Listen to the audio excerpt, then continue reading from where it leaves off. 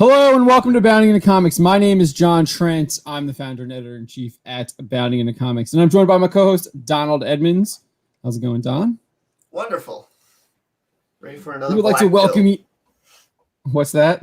Ready for another black pill. Yes, we want to welcome you to the Black Pill stream, where we throw black pills at you every single minute of this 3-hour stream.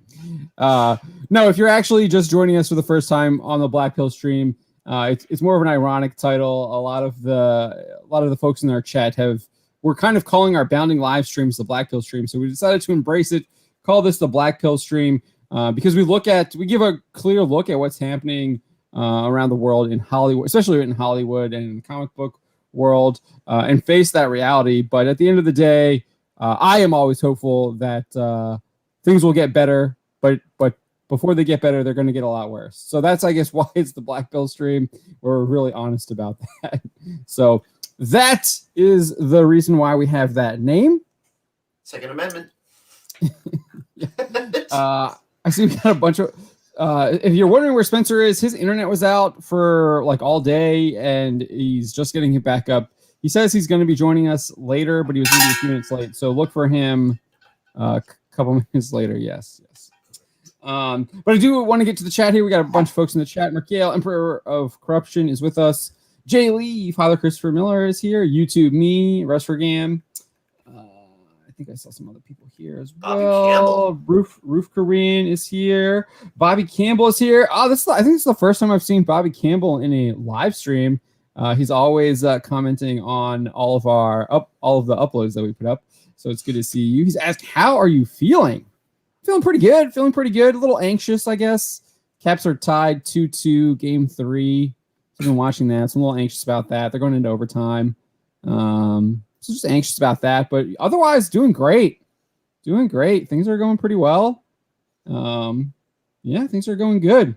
Father Christopher Miller wants us to know about Demi Lovato. I'm interested in hearing about Demi Lovato, being who knows what she is now. I guess we could talk about that. I don't know. I wasn't really going to talk about it on this stream, but I guess we can. It's just maybe a little bit later. I don't know if I really want to get into that right now. Well, we predicted it, right? Yeah. We've been talking about this. I know you guys like to push back on the Grant Morrison one, but I really think that was like one of the first ones. And then we saw what was Ellen Page becoming Elliot. It's definitely a trend, and we're going to see more of it. I think a lot more before it is over. Blue Eyed Scorpio here. He's going to have to up his game on the trash talk.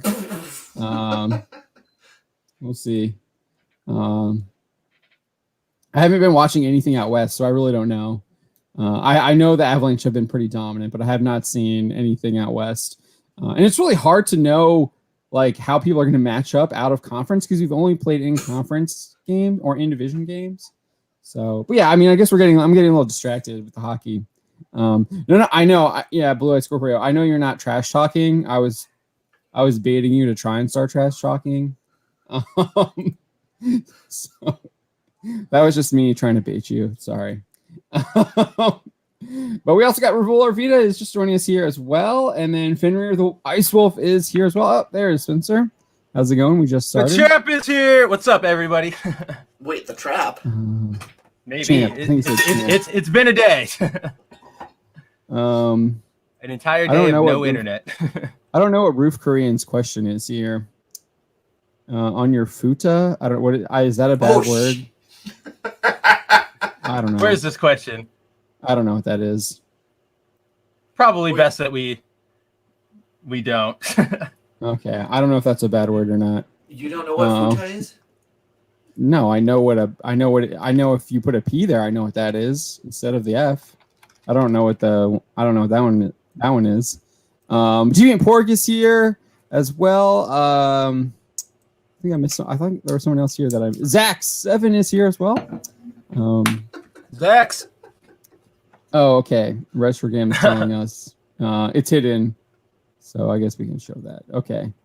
Oh well, that's nice Bible to know. Black. That's what we're talking about. Wow, yeah. I did not. Yes, I did not know what that. I did not know what that meant. You watch anime, Thank John. you for- How? I Learn don't watch something those new kinds every of- day. I guess I don't watch those kinds of animes. I watch mean, a lot of shonen. eventually come I across don't it. have a lot of that stuff. Anyway, No, I just I like the Um, argument that you will just come across it. yeah, exactly. No. I try and avoid that stuff. Like I like try and actively avoid that stuff. Yeah, like of all the people, like John's the last person who would just stumble upon it. Yeah, I mean, like I try and like not watch stuff like that. And I would have that in there. But yeah, so we got a lot to talk about. Bobby Campbell is saying Jared Conway is at it again. Yes, he is. Yes, he I think is. Spencer's got a story in the works. those in the Rivul cooker. Arvita is saying Jared Conway is at it again as well. If you missed it, Father Christopher Miller wants us to talk about Demi Lovato. Oh, jeez. Which will get us Just like a big instantly sign that says demonetized. attention. Yeah, I think there was someone responded. I think I like retweeted them, and they were just basically like, this person is like a narcissist, and all they really want is attention on them, and that's pretty much the whole thing. Sorry, like especially like Yeah. Demi Lovato, to me, she's like the biggest, like, look at me, I want attention, like ever. Like, Yeah, I don't even know what is she like? She's a singer. I couldn't even name a song. I couldn't even name a song. she was a Disney star person with the Jonas Brothers back in like the early Oh, really? 2010s. I feel like she was literally like supposed to be like this like good girl Demi Lovato, like with the Jonas Brothers, Mhm. like Disney Channel, good good role model people. And obviously it's Disney Channel, and you know what Yeah. they do. So you look at all of those people that were Disney Channel stars and where they are now. yeah. So, Father Christopher Miller saying, I have to watch South Park Cartman singing "Safe Space" with Demi. Right. It's so I good. saw That your- episode is so funny. I It's saw still your so image with relevant. that Father Christopher Miller. That's interesting. But yeah, I mean, I think you're right. She just wants a sign, like, give me attention. I'm fine giving her. I don't think we're giving her attention by covering her. I mean, I guess No. we're like just pointing her out, but I always Because I like the the attention angle she that wants, the attention she wants is the you're so brave. Oh my gosh, Demi. And it's like, that's not what we're doing. All of us It's like are you literally literally going here. tried to The cancel a activation yogurt of the bad shop. virtue Yeah, signal. exactly. She got angry that a yogurt shop had healthier options at the front where you would put them. Like, I don't know what Yeah. she wants. She thought they were like fat shaming or something. A frozen yogurt shop was like fat shaming or something. And like it's that. LA. Like, Diet I shaming. guarantee that if you want to go find your special safe space ice cream shop or frozen yogurt place, there's probably one right down the block. I was skimming through. Isn't she bigger now? Yeah, that's why she was having the issue, because she Mhm. said that they were like the foods that were in the front were like diet foods, and she says they were like diet shaming her or whatever, and she just wanted her like regular like froyo or whatever. And Like, to yes, me, that's they all in her specific- head. Oh, it's 1,000% all in her head. It's all Like, in her. you really think this yogurt shop went out of their way to fat shame you, Demi? Like, they were thinking, I can't wait until she comes into my store. Like, get out of. You're such a narcissist. Let's put out all the fat-free stuff. The Yeah, worst right? part Oh, about she's coming. that, Get it out there.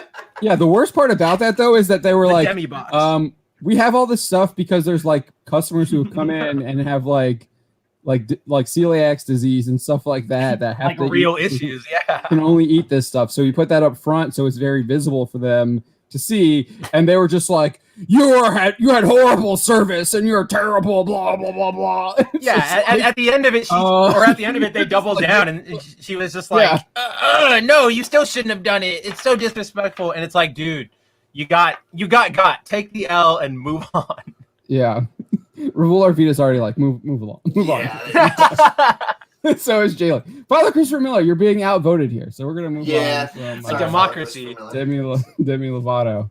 But yeah, I mean, there's not really much else to say. We can do. I know you're working on the Conway story. Do you have that up? Talk about it. You can pull up right now. Let's pull that up. Yeah, I'll pull it up right now. Yeah, because it pisses people off. Might as well talk about it. Yeah, we can give a this is little what- preview. I mean, this guy's just completely. He's just lost it. He's on a roll. Lost it. Yeah. Is the best way to put this. Yeah, this is the guy who wanted to like reclaim the Punisher logo by having it like with Black Lives Matter, like. Yeah, he wanted to like change the association and say that the Punisher skull was a BLM skull for some weird reason. Like, yeah, it's super weird. Okay. Like, all right, sure. Yeah, so he got a lot of pushback from his original. Yeah, here I'll pull up. Pull up the original one. for context, for Conway text. Ah! I did it, guys. Congratulations. It's Scorpio. my achievement of the day. Freaking stupid. Blue-eyed Scorpio is not a fan of Demi Lovato. Clearly. I like how you use like an anime-inspired Power Girl too. Oh yeah, it's from one of my favorite artists of all time, and it's like the best Power Girl drawing ever. And yeah, guess who made Power Girl? Jerry Conway. Oh, to Hillam, you did not get. You did. It's good. Good to see you. Hey, he came through. You added and crew, so I wonder if that's why, but it worked. If that's the secret. More Demi from Jay Lee. Yeah. So let's. Oh, Jay Lee's like, you were just saying move on. Wasn't he saying move on? Yeah. Yeah, he said move on, and now he's like, bring more Demi. You don't know what you want. You can't handle the topic. It's essentially like, oh God, we gotta talk about Conway now. Go back to Demi. Yeah, but yeah. So if you scroll down here, let's see what he said in the first one. Yeah. So this came after J. Scott Campbell's whole thing, the recent situation surrounding his cover. Yeah, it also came after the April. The graphic April, novel numbers charts from MPD Bookscan, which is like the only like legit reporting now at this point, because everything else is just like, we think it's this is what it should be, and it's like right. It should be that, but we all know it's never going to be that. Yeah. So it came after the Campbell situation and the NPD book numbers. Conway took to his Twitter to take this, I want to say random swing, but given what we just said, it's not random. But no. Conway said, American comic book artists are taken deservedly to task regularly for outrageously sexist treatment of women. But rarely do I see any commentary on the rampant sexism and misogyny of manga. And manga is incredibly popular with young readers. And then he gives this cover, Dungeon Builder, The Demon King's Labyrinth is a Modern City. Just a random cover with a very bell-worthy artwork. And then he continued, not to mention manga's rampant sexualization of teen and preteen young women in media that in America is mostly popular among young readers. Do we ignore this because we're afraid to criticize non-Western cultural tropes? And then he has a cover of Don't Toy With Me, Miss Nagatoro. So the first thing I want to point out with this thing is that it's clear that he's just taking shots, because who knows this? Who knows Dungeon Builder, The Demon King's Labyrinth is a Modern City? Like, that's like super niche. Yeah, it's super niche. Yeah. I guarantee Conway just typed in like manga boobs and grabbed the first thing that like came up to shame us. So like, having said that, Jerry Conway, I thank you, because now I'm going to purchase this title. Right? Exactly. Like, I feel like he's done more of that than he has getting anybody to. It's all the 7 Seas stuff too. Mm-hmm. Yeah, all the 7 Seas stuff. But like, so basically, he's it's such an obvious deflection. I think I wrote that in here. He's deflecting from all the criticism Western comics were getting and the poor sales numbers, and he's trying to attack his competitor. Like that, the fact that he picked these random titles, that this came out of nowhere, like it's very sad. He didn't go after One Piece, right? Dragon Ball. He didn't go after Metal or Full Metal Alchemist, which is drawn by a woman. He didn't go after Bayonetta, who is designed by a woman. Like that's how disingenuous it is, because he's just cherry picking. I could do that too with comics. Like we could cherry pick. I don't really know. I don't really read any of those. Like somebody name some adult comic out there. You could cherry pick one of those and say, wow, comics are corrupting our youth, when it's like you're picking one example or something, like it's so disingenuous. But so that was Conway's first shot across the board, if you will. Can you go up to the first tweet real quick? Yeah. Yes. Go back to I found this was I thought this was really funny. He says, American comic book artists are taken deservedly to task regularly for outrageously sexist treatment of women, but rarely do I see any commentary on the rampant sexism and misogyny of manga, and manga is incredibly popular with younger readers. So is he saying that because there's rampant sexism and misogyny, that's what the young people want to read? Is that why it's popular? You know That's what's what really, on here? That's what it sounds like he's saying. Or like, you know what's what's up, Don? really underhanded about this is coming like a week after J. Scott Campbell was taken to task by a number of Twitterati, Tumbleratis. Oh, he's totally taking a shot at J. Scott Campbell here. Yep. Like This American comic book artist, that's absolutely- literally Campbell and That- Cho is who he's. Yeah, just put that in the brackets. Yeah, Cho, Milo Manara. I mean, I guess he's not technically strictly American, but he has done. You know, he's been at the center of the Spider Woman thing. Yeah. Great work. His work's fantastic. But I love that you pointed that out too, John. But rarely do I see any commentary on the rampant sexism and misogyny of manga. Like I pointed it out in this first article. Yeah. Dude, it happens every other day. Somebody is complaining about something. Like whether it is where was it? Like Nejirai's chest. The Rising of the Shield Hero, the whole thing, like literally dumped on that. Goblin Slayer, they dumped on that too. Everything gets dumped on. Like they literally called it. Like Uzaki-chan. CBR called out One Piece. I remember that. For the sexist depiction of bodies from Oda, even though Oda draws the most like wildly varied people of all time. The main villain right now is a giant fat old lady who's like scary. Like these people. I mean, his main character is literally Mr. Fantastic that can like turn into all kinds of shit and just stretch like. It does all these crazy things, dude. But that's what you're taking. That's because you just don't have any taste. Look, no, hell no. But no, like cancel it. I'm just saying, no way. No, not for me. Not for me. Thank you. And then Tehillim is pointing out here too.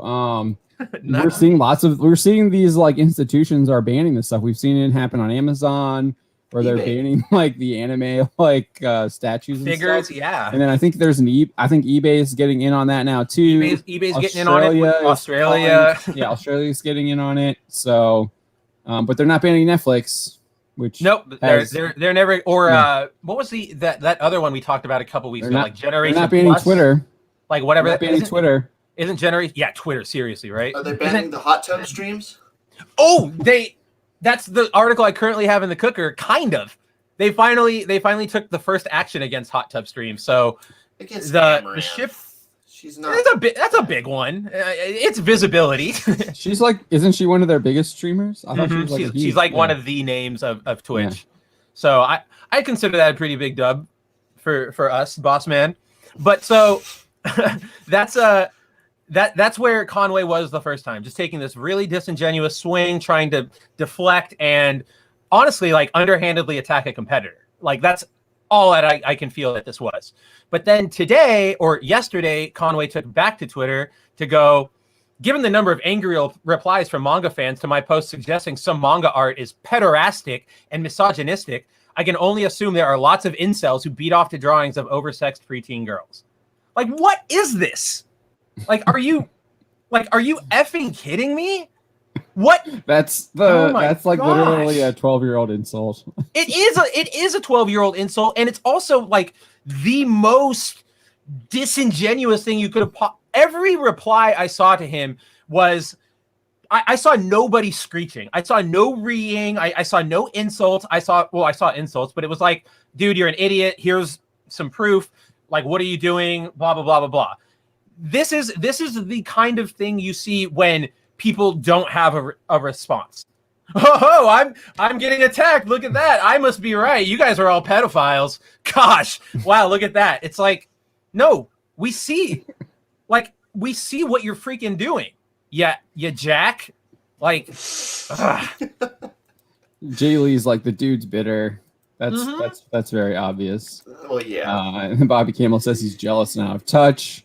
Yeah, when was the last time Conway did anything? Oh gosh, like what does he do now besides make the BLM Punisher logo stuff? I think that's it. Like he might be brought in every once in a while for like those like big issues where they get all the writers back and they do like one page or like one story. Anniversary things. Yeah, like anniversary things. I can't think of anything recent since like maybe 90. Still got he has like a mask on in his profile. That's all you really need to know. Yeah. Right, exactly.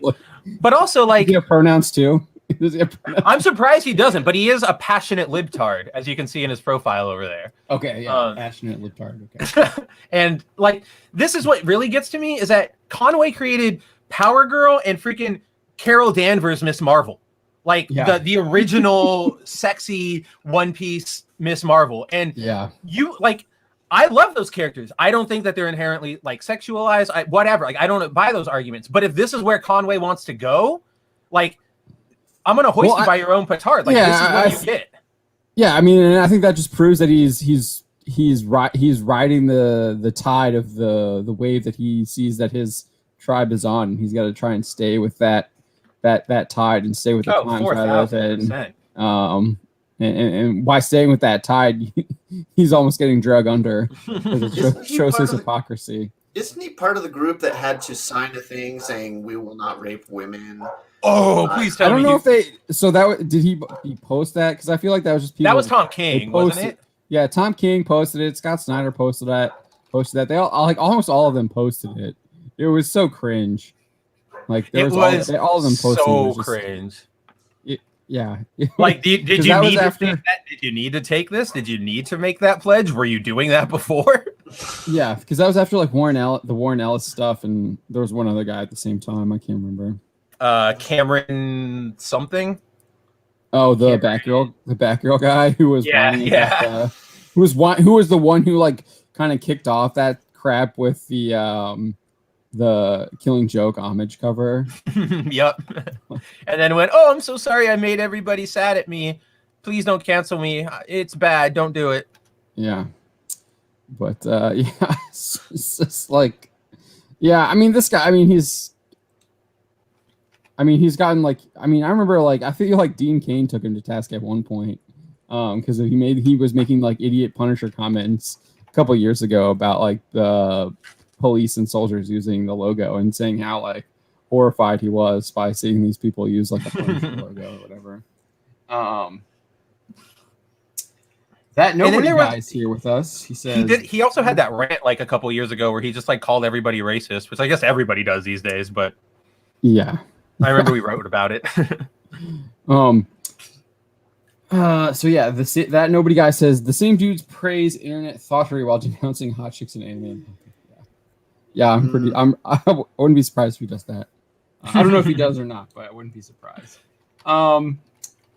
All right, I don't know. Is there anything else we can say about Jerry Conway? I mean, it's just just shut up.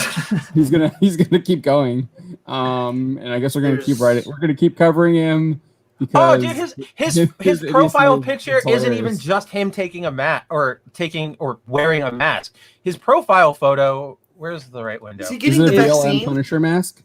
No, he's getting the shot too. Oh, like it's every level of virtue signal that you could do. I'm surprised he doesn't have a BLM Punisher mask on though. That's kind of disappointing. I'm not gonna lie. That is a little disappointing. Hopefully next month for Pride he'll put on a rainbow one. Yeah, jerk. He'll have to switch his mask out. He'll Photoshop the mask. All right, so we got a couple black pills from Kevin Feige today.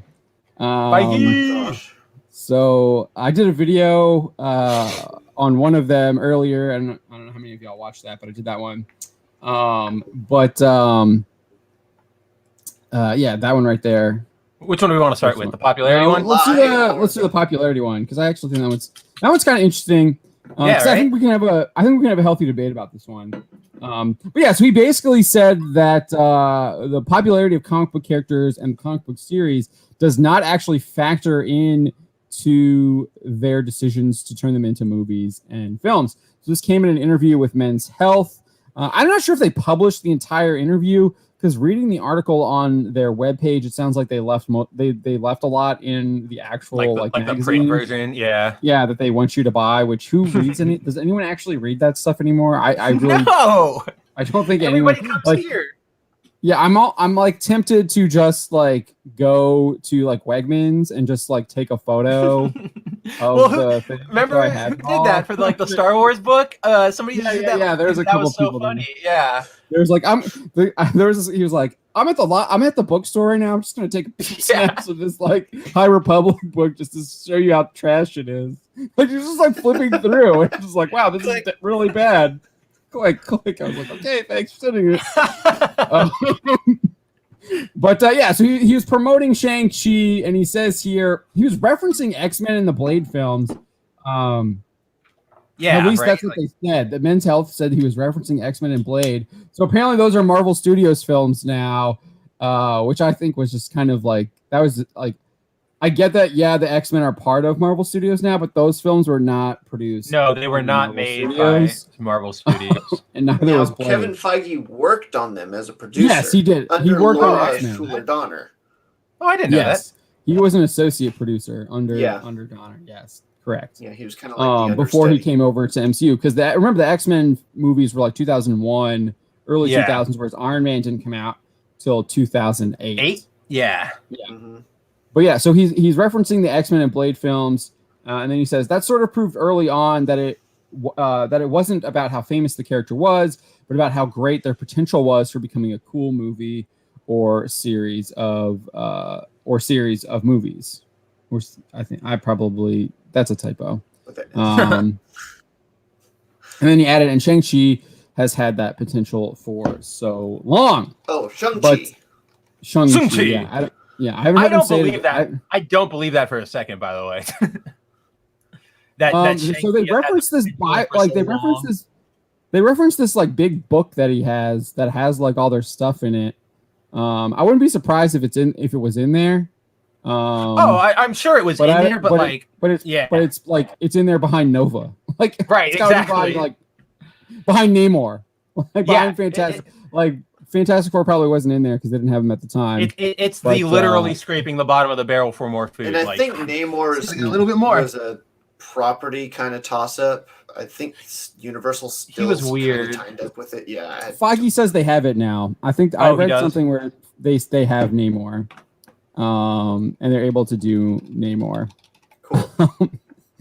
Bobby Campbell wants me to be the CEO of the MCU. Marvel has rights to Namor, but Namor is in a similar situation as Hulk, in where Universal has distribution rights. Right. But, and that's why there's been no new Hulk movie, so that Universal will distribute it.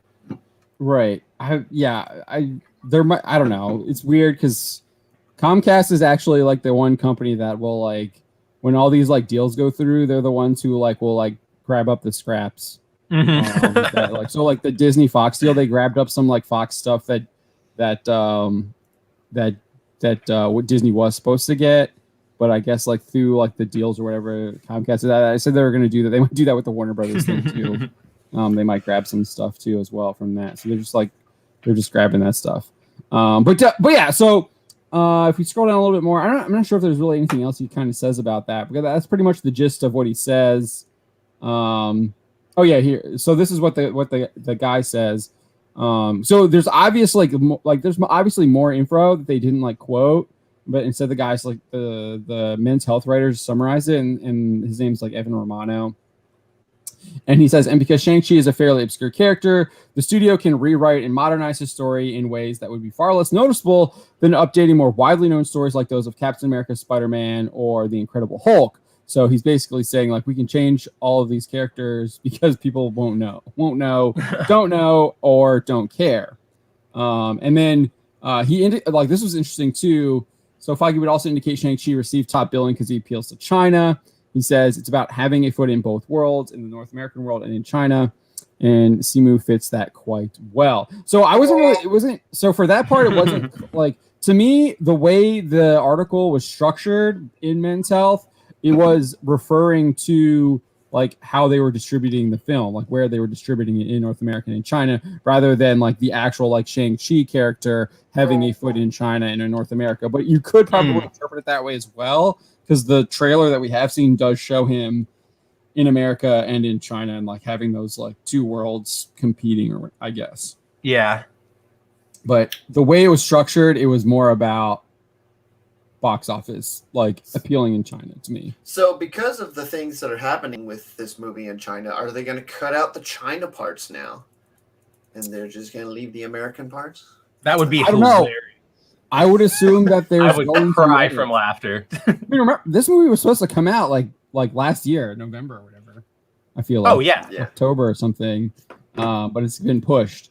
So and yeah, if you remember, Shang-Chi already has problems. There's that report that it might not get released in China.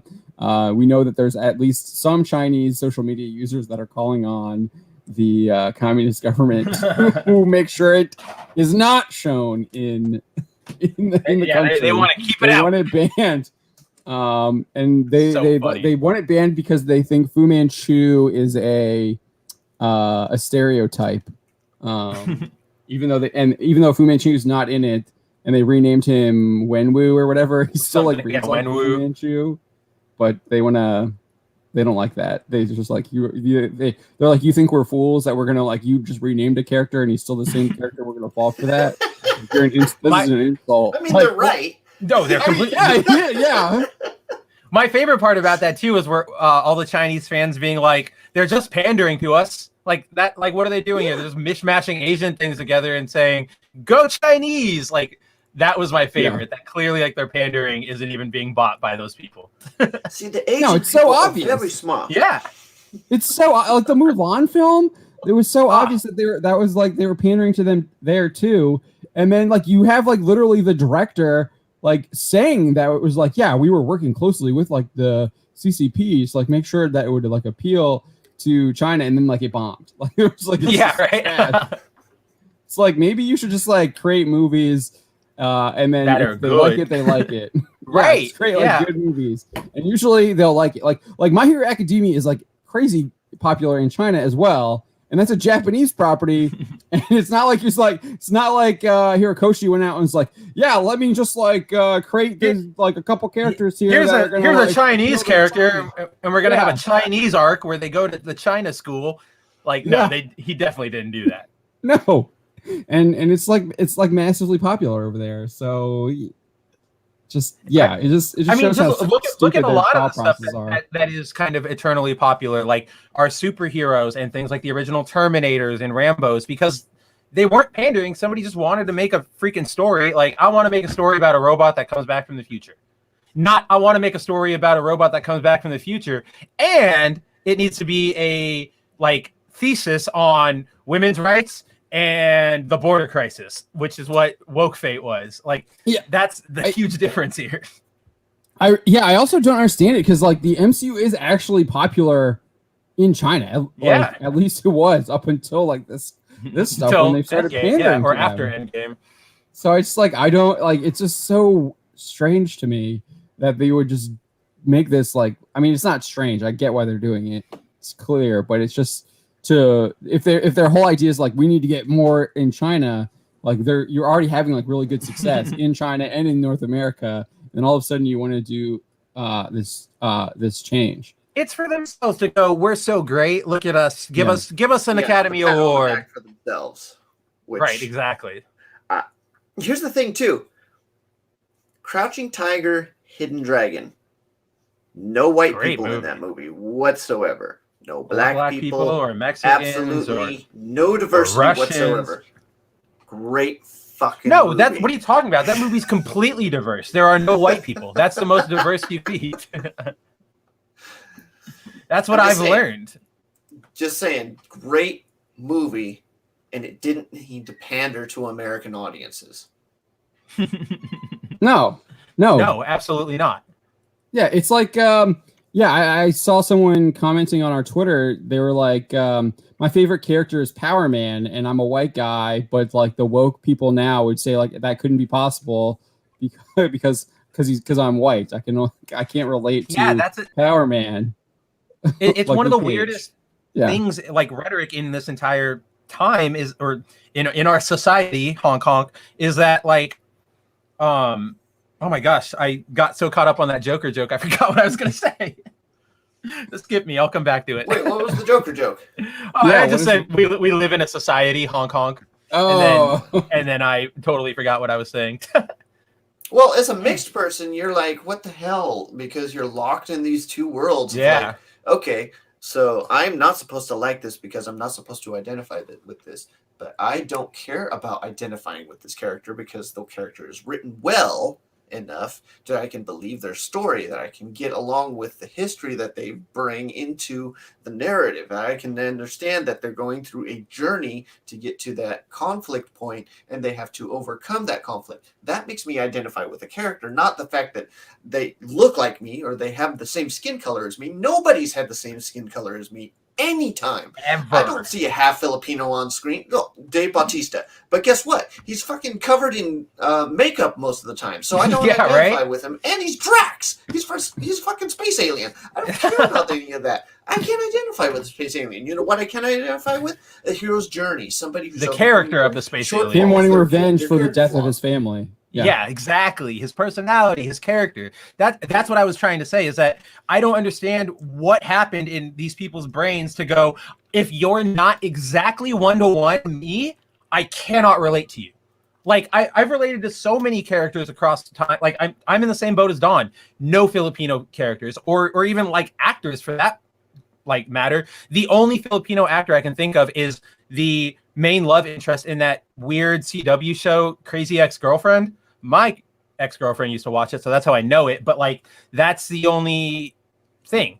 But you don't see Filipinos crapping their pants going, I need Captain America to be Filipino. I need Iron Fist to be Filipino. I need this, and that. Because most people can go, wow, that guy, I relate to his situation. I relate to his character. Like, I relate to Peter Parker's like desire to help everybody and his overwhelming sense that, like, if you can do good, you should do good to help people. It didn't have anything to do with his skin color. It just had to do with who he was as a person. And we're just seriously regressing here in like societal logic. Oh, yeah, not just with superhero films. Oh, no. Societal logic. Yes. You're on her point. I got a super chat from that nobody guy for $20. He says, just wanted to show appreciation for you guys. I usually listen later at work. Man. I like how you guys can disagree, then talk it out. Thanks for entertainment. Yeah, thank you. Hey, really for watching. Keep that up here. Yeah, thank you so much. We really appreciate that. And yeah, we do disagree quite a bit. It's usually me and Spencer, I feel like. Yeah, it definitely is. But yeah, Don, you and Don had we last week. Yeah, it was me and Don last week. So it goes back and forth. But yeah, no, I love that we can do that, and if it weren't for you guys, we would have no reason to do it. So thank you for watching. Yeah, we really appreciate that. Thank you so much, that nobody guy. So I saw this here. Mark 63366 says Aquaman is all the proof you need for how to cast films. So yeah, I will be honest. Like, I'm not a Momoa fan for the most part, but I understand his appeal. Like, it's yes, I think clear. We all do. Like, yes, if you don't understand his appeal, you're blind. Yeah, then you're blind. But I like my Arthur with the with his blonde hair, and his like I did like the armor. The armor they showed finally at the end was it's fantastic. Looks great. I'm glad they showed that in the promo stuff, so I knew it was coming. Because then you're just like, are they not going to give us like his actual like costume, please? But yeah, I mean, I didn't like his attitude. They obviously changed his attitude. That's Momoa was playing Momoa in that film as in Aquaman, whereas I like a more like stern, regal, royal Aquaman instead of like the surfer bro dude. Like, yeah, that's just is not Aquaman. That is a disgrace. To me, the best. Exactly. My Loki, favorite. Lobo. Sorry. Lobo. That's actually pretty good too. Yeah, he was. Yeah, I think both of them work. But I think Lobo makes a lot more sense. He definitely was. His attitude was Lobo. He had the Lobo attitude for sure. Yeah, no, I'm definitely there with John though. I like my Aquaman to be like king, regal. His conflicts are like heavy as the head that wears the crown. That should always be his conflicts, not like I don't want to be king or I don't like you, mom or dad. Like, it shouldn't be that. That's not Aquaman. No. Yeah, Aquaman should be literally like dealing with like disputes either between Atlantis and the U.S. and like them coming to conflict, and then having to like deal with all of that stuff. You can have like I think some of the like the Rebirth stuff was so good. Yeah, that's exactly what I was about to bring up too. You had like internal struggles as well within Atlantis, and then that internal struggle was like spilling out into with the United States and having to deal with all of that. And obviously you could have it like they're a world power, so you would it's usually like U.S. centric, but you could have like other world powers in there as well. Obviously in the Flashpoint, you have the huge like fight between Atlantis and the Themyscira, which is pivotal in that. So there's lots of cool things that you could do with that. Like you have a Game of Thrones property on your hand almost. Yeah, you really with, do. Like the palace intrigue, Dune. It's a Dune. Aquaman is like your Dune. It's it has that huge palace intrigue that you can go with. And especially like because it appealed to so many women that love like the palace intrigue stuff. If you watch a lot of that British stuff, that's all palace intrigue stuff, like like the period pieces that they do. But obviously, it's like with a love story for the most part. But there's a lot of like backstabbing and gossiping and like twists and turns in the palace intrigue. Oh, Momoa's in Dune too, huh? Yeah, he is in Dune. He is in Dune.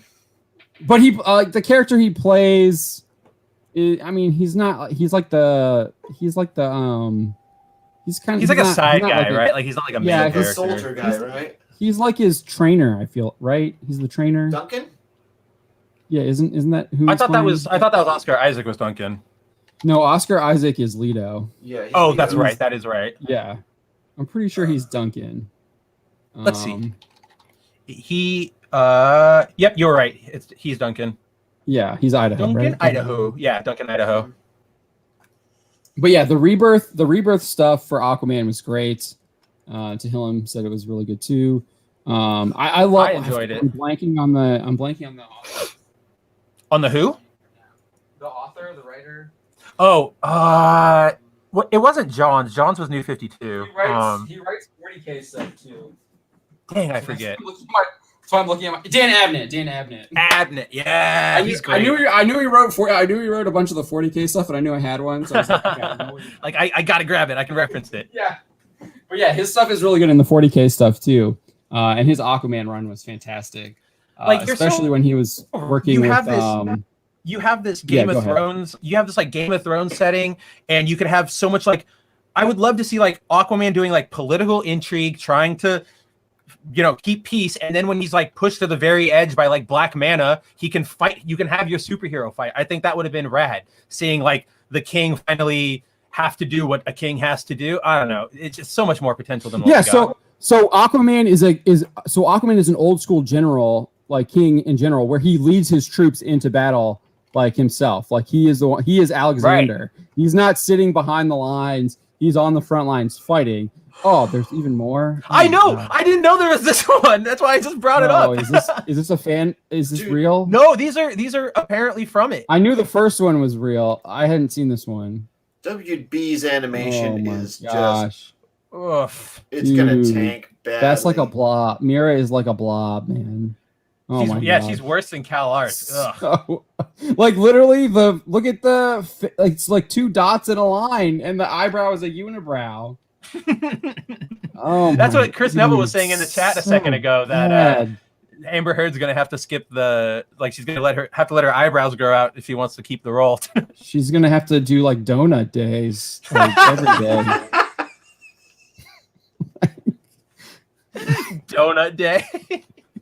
Never heard that. That's awesome. Like this is so bad, especially when we just got this like. Oh, I copied the image instead of the image address. Yeah. Mark6336 does ask, is that boob armor? It does look like it. Uh-oh. It does look like it. I don't know. Does she have boobs? Oh, I thought they were talking about Aquaman. God. Yeah, I mean he's got it too. He's got like you can see them there too. Oh, they've all got it. Like it makes me sad though, because like we just got this a few years back. Throne of Atlantis, and this was great. Like this is good Aquaman, and it looks good. Yeah, better than this. The art, it's 1,000 times better. That's what I mean. Like it's way better than that. But I'm not a fan of this of how that's stylized. It is a little funky, but it kind of like. it tries to do the Young Justice thing where it's a nice blend of like Justice League classic and then anime. Yeah. But I feel like it leans a little too hard in trying to be realistic. So you get this weird sort of disconnect. It's not awful, but I'm kind of there with you. This is kind of like Korra and then that new He-Man Masters of the Universe, which is actually freaking the super sharp. Yeah. Yeah. Like, Tehillim says it's New 52-ish. Yeah. Oh yeah, definitely New 52-ish. Yeah, I'm not like I think the Wonder Woman looks good. Like the females look great. Cyborg looks good back there in the back. Green Lantern. It's just like it's just the Aquaman and the Superman with their muscles. I feel like I don't know. It's just like almost over. It does look really weird. Yeah. I'm 100% there with you. Yeah, I don't know what it is, but it's something that's like you can't look away. Like I don't know. I can't like really like pinpoint why. Like I think it's a shoulder. I think it's like right here. The neck and the shoulders. They just seem like way too super big, crazy big. Oh, it just doesn't look. It doesn't look right. It's like 90s Marvel comics. Yeah, definitely the Liefeld where you're just muscle on muscle on muscle on muscle. Yeah, it's like Guido from X Factor. Man, heck yeah. The Justice League Unlimited, and the Superman animated series is still like perfect animation. Just it's that so, DCU. Yeah, you can't beat that. I personally give a shout out to this Brave and the Bold. I don't know if anybody's ever watched it, but it's like Brave and the Bold was so good. Like this is a good Aquaman too. This is like a swashbuckling king Aquaman, and yes, yeah, like I can go for like a pirate king Aquaman. Yeah, right. Like with that. He's all about adventure, but he's doing it for his kingdom. But what you need my help, Batman? Well, I'll help you because it's an adventure. Like that's awesome. Like I feel like that would be a good I like that. campy Aquaman. But yeah, Momoa Brokewoman just doesn't work for me. Yeah. It's not meant for you. It is not meant for me. Clearly, it's not meant for me. It's for the real days. While we're on this, we want to talk about the new the Batman and the Superman. I think it's a we have definitely different opinions on the Superman. We have different. I think we only have. I think there's only one difference. I think there's only one difference of opinion on Batman. It's what you guys. It's what you guys are thinking because I think I'm in agreement with everything else. All right, let's do Batman first, and then we'll do Superman. Yeah. Batman, I think I'm definitely on your guys' side because. I mean, Batman is just. I don't know. The art they showed looks. I like that. Yeah, it's kind of like it's what Don pointed out to us earlier. It's like the art's great because it's Tim and like Tim will always do a great job with art direction, but J.J. Abrams being that second name there, like the second most front, that worries me. Yeah. Well, it's very Darwin Cook too. Batman. I love Darwin Cook. We've never gotten that look out of Batman before. I like it. I love this Batman. I like the big ears.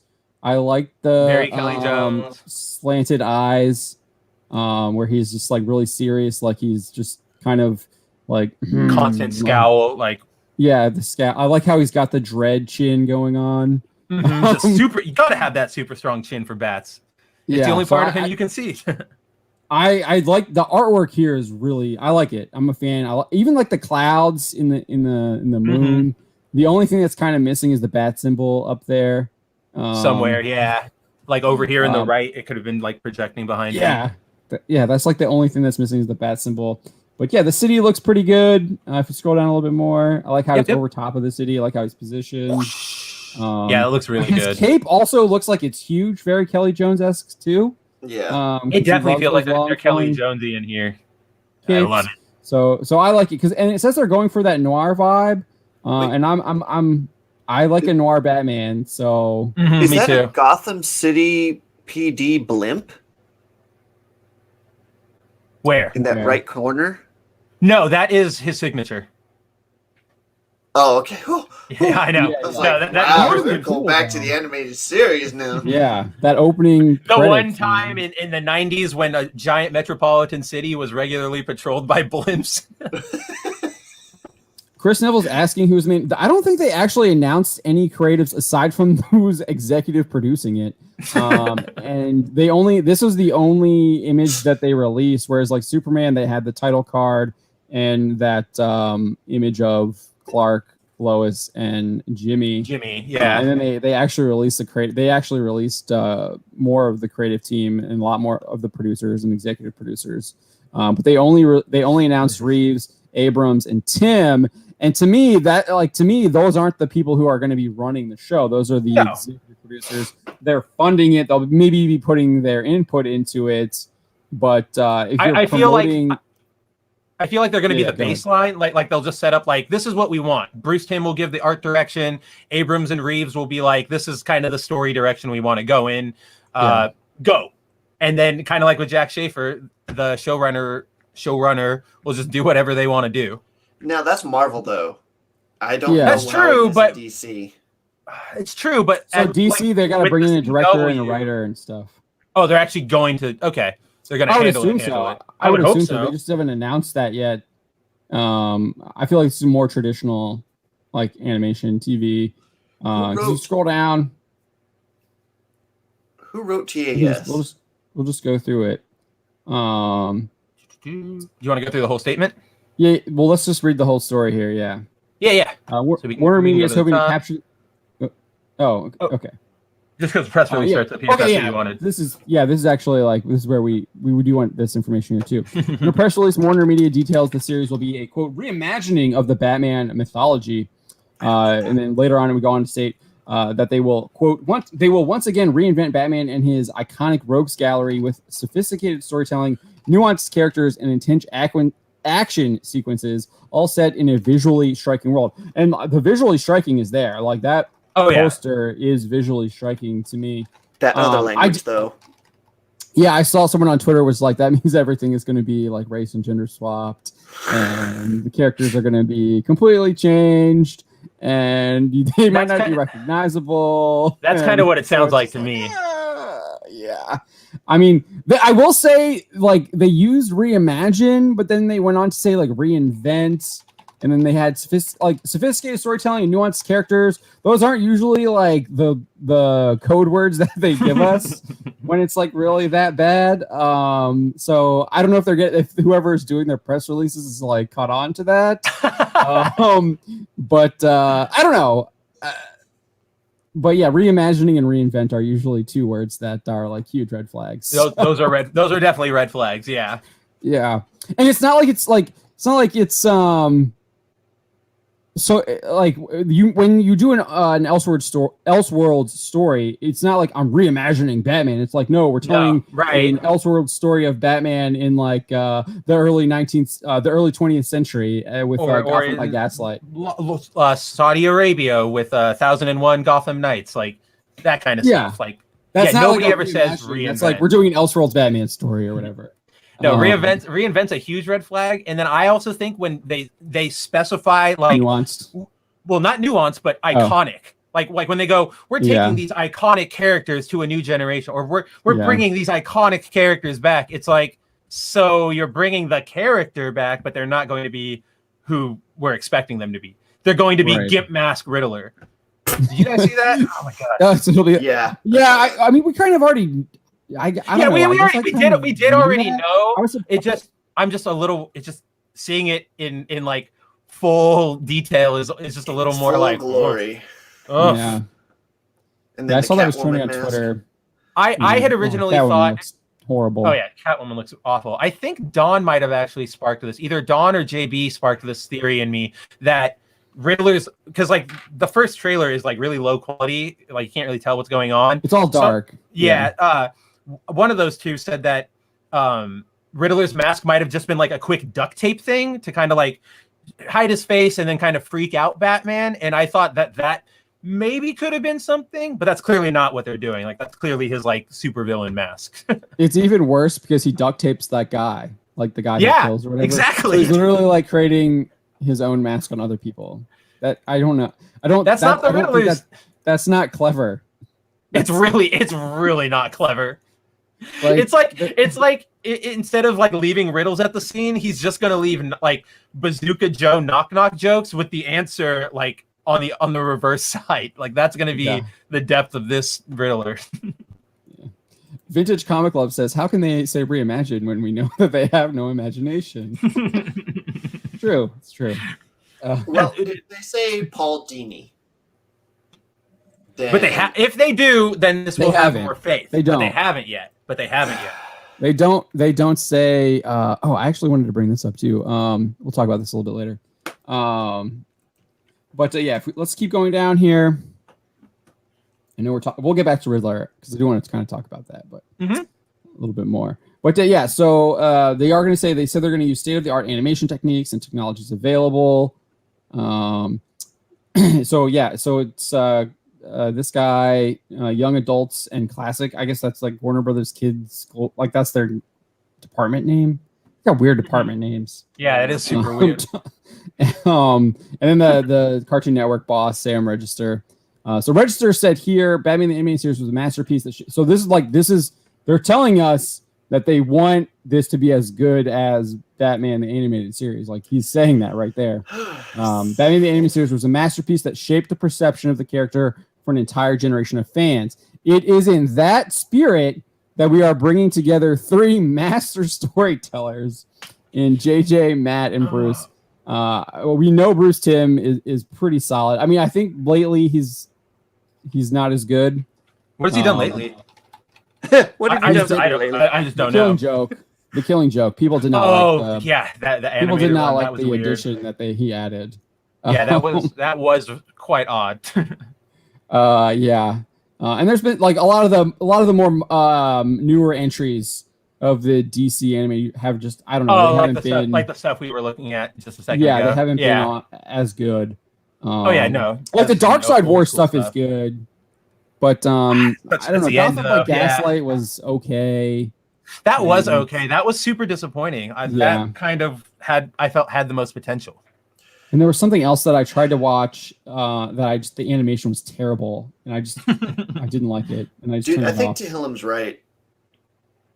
What is he saying? He's saying that I don't think they will reach that high tier in what Batman. No way! That was lightning in a bottle. No way! Lightning in a bottle. That. But that's what I mean, I was just pointing that out because he said that. Oh yeah. The guy says that. He says that that's what they want to do. And what else does he say here?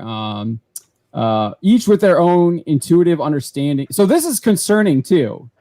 It's in that spirit that we were bringing together three master storytellers in JJ, Matt, and Bruce, each with their own intuitive understanding and affection for the character to create a new series that will continue in the same groundbreaking legacy. So if they each have their own like view of who Batman is, like I can just see like one episode he'll be like this guy, and then the next episode he's like a totally like what's going on here? Why is he like I'm a little worried about or that whatever? Too. Like he's all over the place. There was, if you ever saw I think it's an episode of of Batman the Animated Series where the entire episode is like three homeless guys just telling stories about Batman. Like, oh, when I saw Batman, he was like this. And every time they tell that story, Batman looks different because it's their own interpretations. You know, like one looks like the 1989 Batman, one looks like the Dark Knight Returns, and then one looks like animated normal.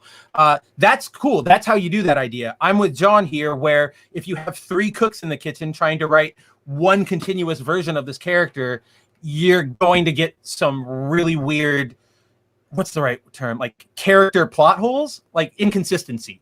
He's not going to be consistent. I mean, it's going to be like the Mando. What was the movie where you had three directors come in and Solo? Like, Solo, yeah.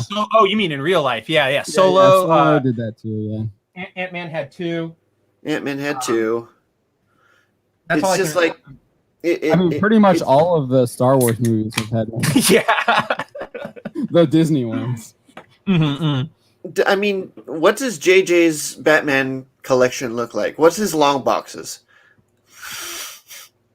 If I had to guess, there are no long boxes. Spider-Man book. Yeah.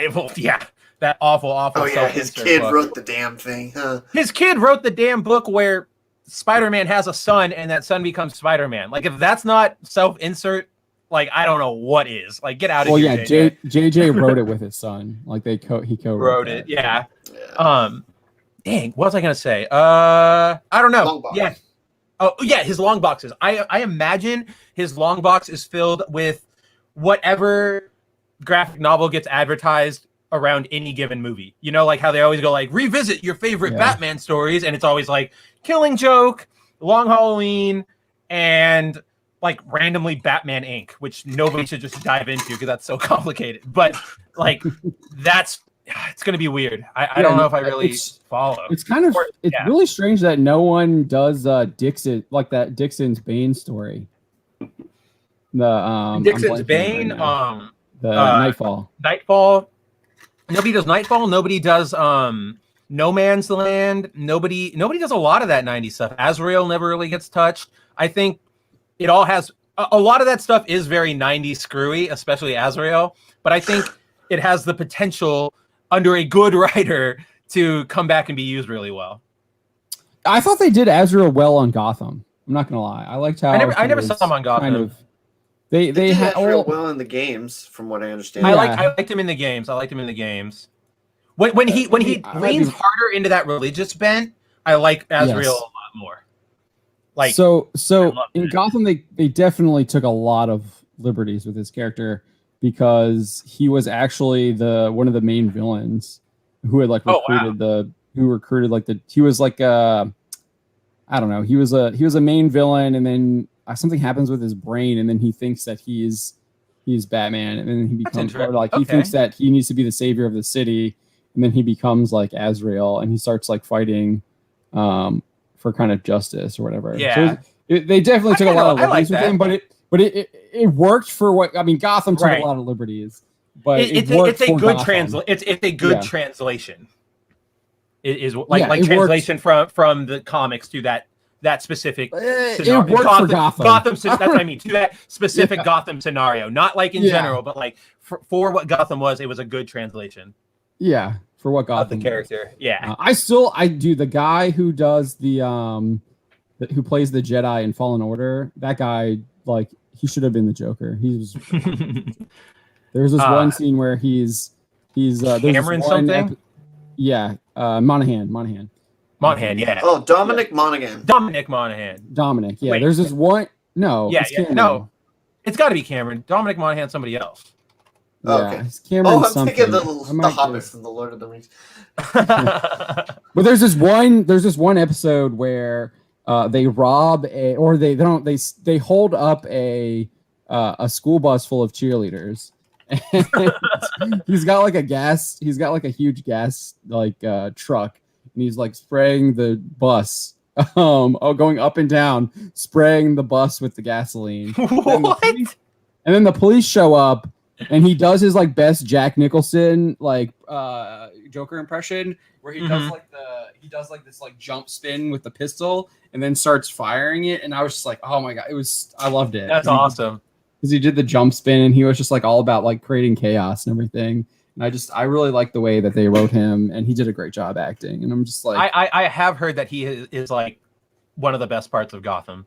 Yeah, aside from the everything, but like I've heard he's good. Yeah, he was great in his role. It was kind of lame that they never actually they shied away from. Like I feel like that show is really hamstrung by the studio on what they could and couldn't. Oh yeah, I think which 1,000%.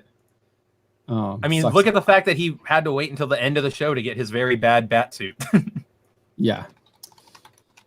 So so then we get this other statement by this guy Asham, who's the Warner Brothers guy. Warner Brothers, I think he's the he's the Warner Brothers Global Kids and Young Adults and Classic President. He says it is always fun to feed the insatiable appetite fans have for all things Batman.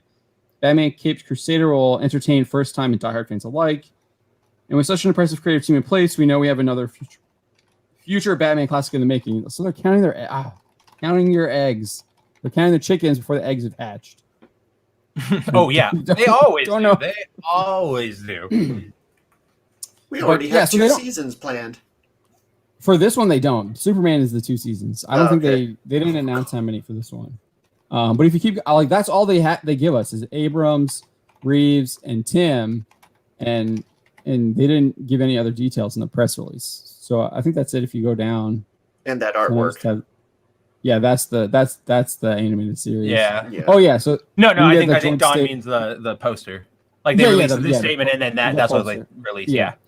Yeah, and you got a statement from them. We are beyond excited to be working together to bring this character back to tell engrossing new stories in Gotham City. The series will be thrilling, cinematic, and evocative of Batman's noir roots, while diving deeper into the psychology of these iconic characters. We cannot wait to share this new world. I have a thing with that line, the diving deeper into the psychology of these iconic characters. That's like the big. That's the like. That's what stands out there. Yeah, it stands out because I feel like given everything that's going on, however they delve into it, it's going to be a lot of like actual on-screen therapy that I don't really want to watch animated. Like, it's not what I'm here for. But the also, only time I want to see therapy in Batman is if it's Harley Quinn doing it to like Joker or like a patient as like a plan or something. Like, what's his name? The doctor of not Arkham, but Hugo Strange. Yeah, Hugo Strange. Doing some like crazy crap on people in Arkham. Right. That's the only time I want to see that. I don't want Heroes in Crisis style where like they look at the camera and they're like, "Let me talk to you about my stuff." But I also question like how much deeper can we get into the psychology of these characters? Like I feel like over at like for example, the Joker's like 80 years old. Like I feel after 80 years, we've kind of explored almost every avenue of crazy chaos clown that you can kind of almost go with without going super dumb where it's just like I'm the Joker, I kill everybody, I don't know, like just some dumb American movie like when like if Batman were an anime and it was adapted by the West, I could see Joker being like oh it was well because they have the huge tech suits, the mech suits. Oh yeah, that's right, I totally forgot about that. Well, in my theoretical situation where Batman was developed by Bill Fingerson, he like I could definitely see like, oh, we're gonna take Joker and he's gonna be like a Blackwater mercenary with no rules, who just wants to shoot up everybody, and it's like that's super bad, and I don't want that one. But I feel like that's all we have left, right? But I feel like that's the only way we could delve deeper or reinvent any of these characters. I can see them doing something like in the vein of the Joker movie. For each of the characters. I don't know if that works for them, all of them though. No. But again, I think that the psychology, like. Why would you say the psychology of the characters? That's just so strange. Who wants to know the psychology of like Killer Croc? I want to know his motives and stuff, but I don't want to know about like tell me about when you were bullied at 3 or like when you had a bad day in 1st grade. Like I don't care. Wasn't there something in this announcement saying that he would go into his like detective kind of mode? There's the noir roots. The noir roots. About it. Okay. Yeah. So maybe that's part of it. Like he's diving into the psychology of it too. I'm giving this show the benefit. Oh yeah, I know. I'm actually surprised. So just being a detective more than like a beat 'em up guy. I would like that. So that could work if you're. So yeah, that could work where like Batman's trying to figure out the motives and stuff of like the crimes or whatever when he's like doing his investigation. So like by determining like motives, he can figure out like he can figure out what who's like committing the crimes or whatever, and that's how like he puts it all together or whatever. If they do something like that, I think that could work. Retro Game had this here. He says all this garbage has really made me have zero enthusiasm for anything new. Every time something new is announced, it's like an eye roll. And how are we gonna? Yeah, I'm right there with you. I'm right there with you too, Retro Game. But that's what I prefaced the show in the beginning that things are gonna get a lot worse before they get better. So yeah, I don't we can we're talking about like even here, I feel like we're trying to be optimistic about this show. But then, I'm very surprised that Don is the one being the optimistic one. I'm very surprised. J.J. Abrams is in it. It's like, oh, that's what worries me a lot about like Don's theory. Like I could see that being the case. Like, yes, I'm gonna look more into like their thought, like in all the procedurals, Law and Order, NCIS, all that kind of stuff. Like, what are his motives? Why did he do that? Could be cool. But the fact that Abrams is here worries me, because then I feel like it goes from yeah, exactly. Like I feel like like if he gets to that point, it's going to be like, I solved this and I did this really intricate like crime scene thing to find out that, oh my gosh, it was Firefly. And then it's just going to end in like the Abrams superhero. And it's like, wow, you completely ruined that tone. Like, yeah. Yeah, Abrams. Well, I don't. Abrams and Reeves are two like contrasting. What is this? No, he's right. He's saying that it's gonna bomb. I think he's saying it's gonna bomb. So so it'll be the end of it. I thought he was saying that it'll finally kill Dawn, and we won't have to hear any more positivity about the show. Well, that too, maybe. Yeah, that could work as well. I don't know. Mark will have to like explain what he means there. We both had two different interpretations there. But like, so this one, like, there's somewhat so you're somewhat optimistic about it, but then if we go to the Superman one, oh boy, and you're just, I'm just like, this is like immediate rejection, dead on arrival. And they've ordered it for two. They've already ordered this. I can't believe it was already for 2 seasons. Well, it's HBO Max. It's HBO Max. So they're trying to build up their library of stuff, because that's. They feel like they always have to give you new stuff now before AT&T sells them off.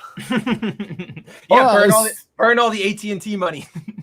So we'll talk about that as well too, because how that all ties in. Yeah, AT&T is still going to be 70% owner or whatever of whatever the new entity is that they're creating, and that happens all the time. Like you see, like huge corporations will spin off other things because they feel like they can make more money from it being spun off as its own entity. And then like 2 years later, they go, we're bringing that back. We're folding it in. Right. And with I wonder if I also wonder if like AT&T wanted to get the wokeness away, separate from their like phone business. Like I do. I really I wonder that would be an interesting. Yeah. I wonder if people were canceling their cell phone because that they were owning Warner Brothers and they were hiring all these like BLM people. They were like connected.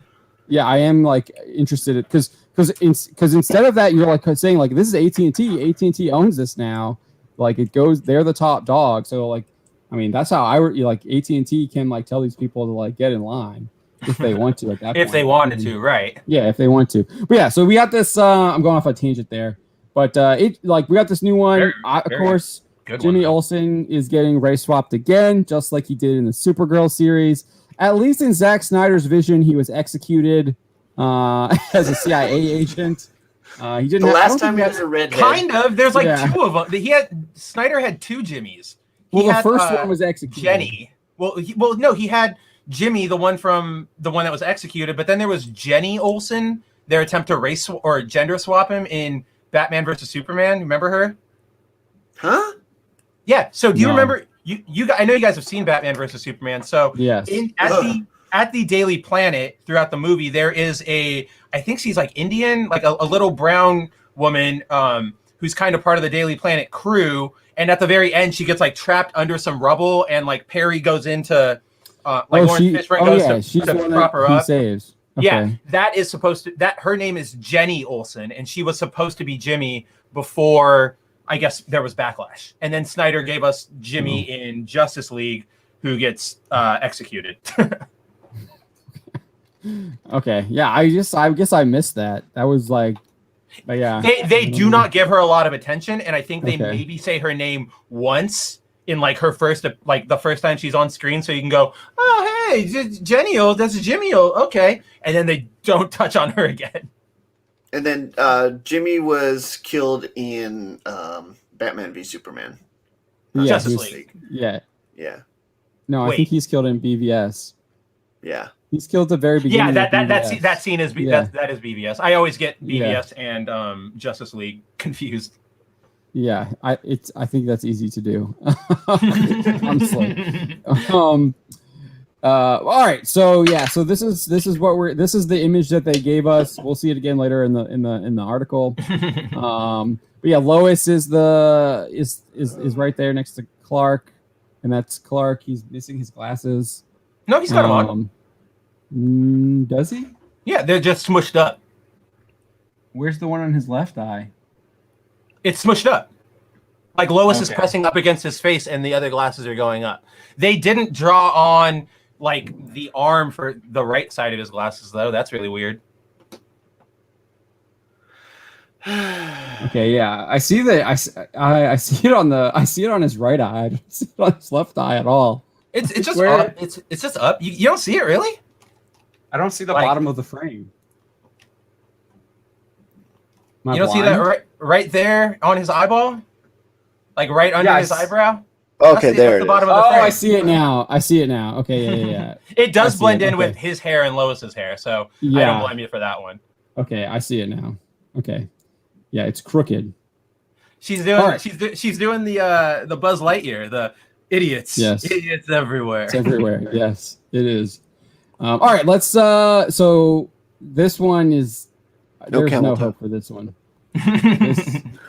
I have no hope for this series. This series is dead to me.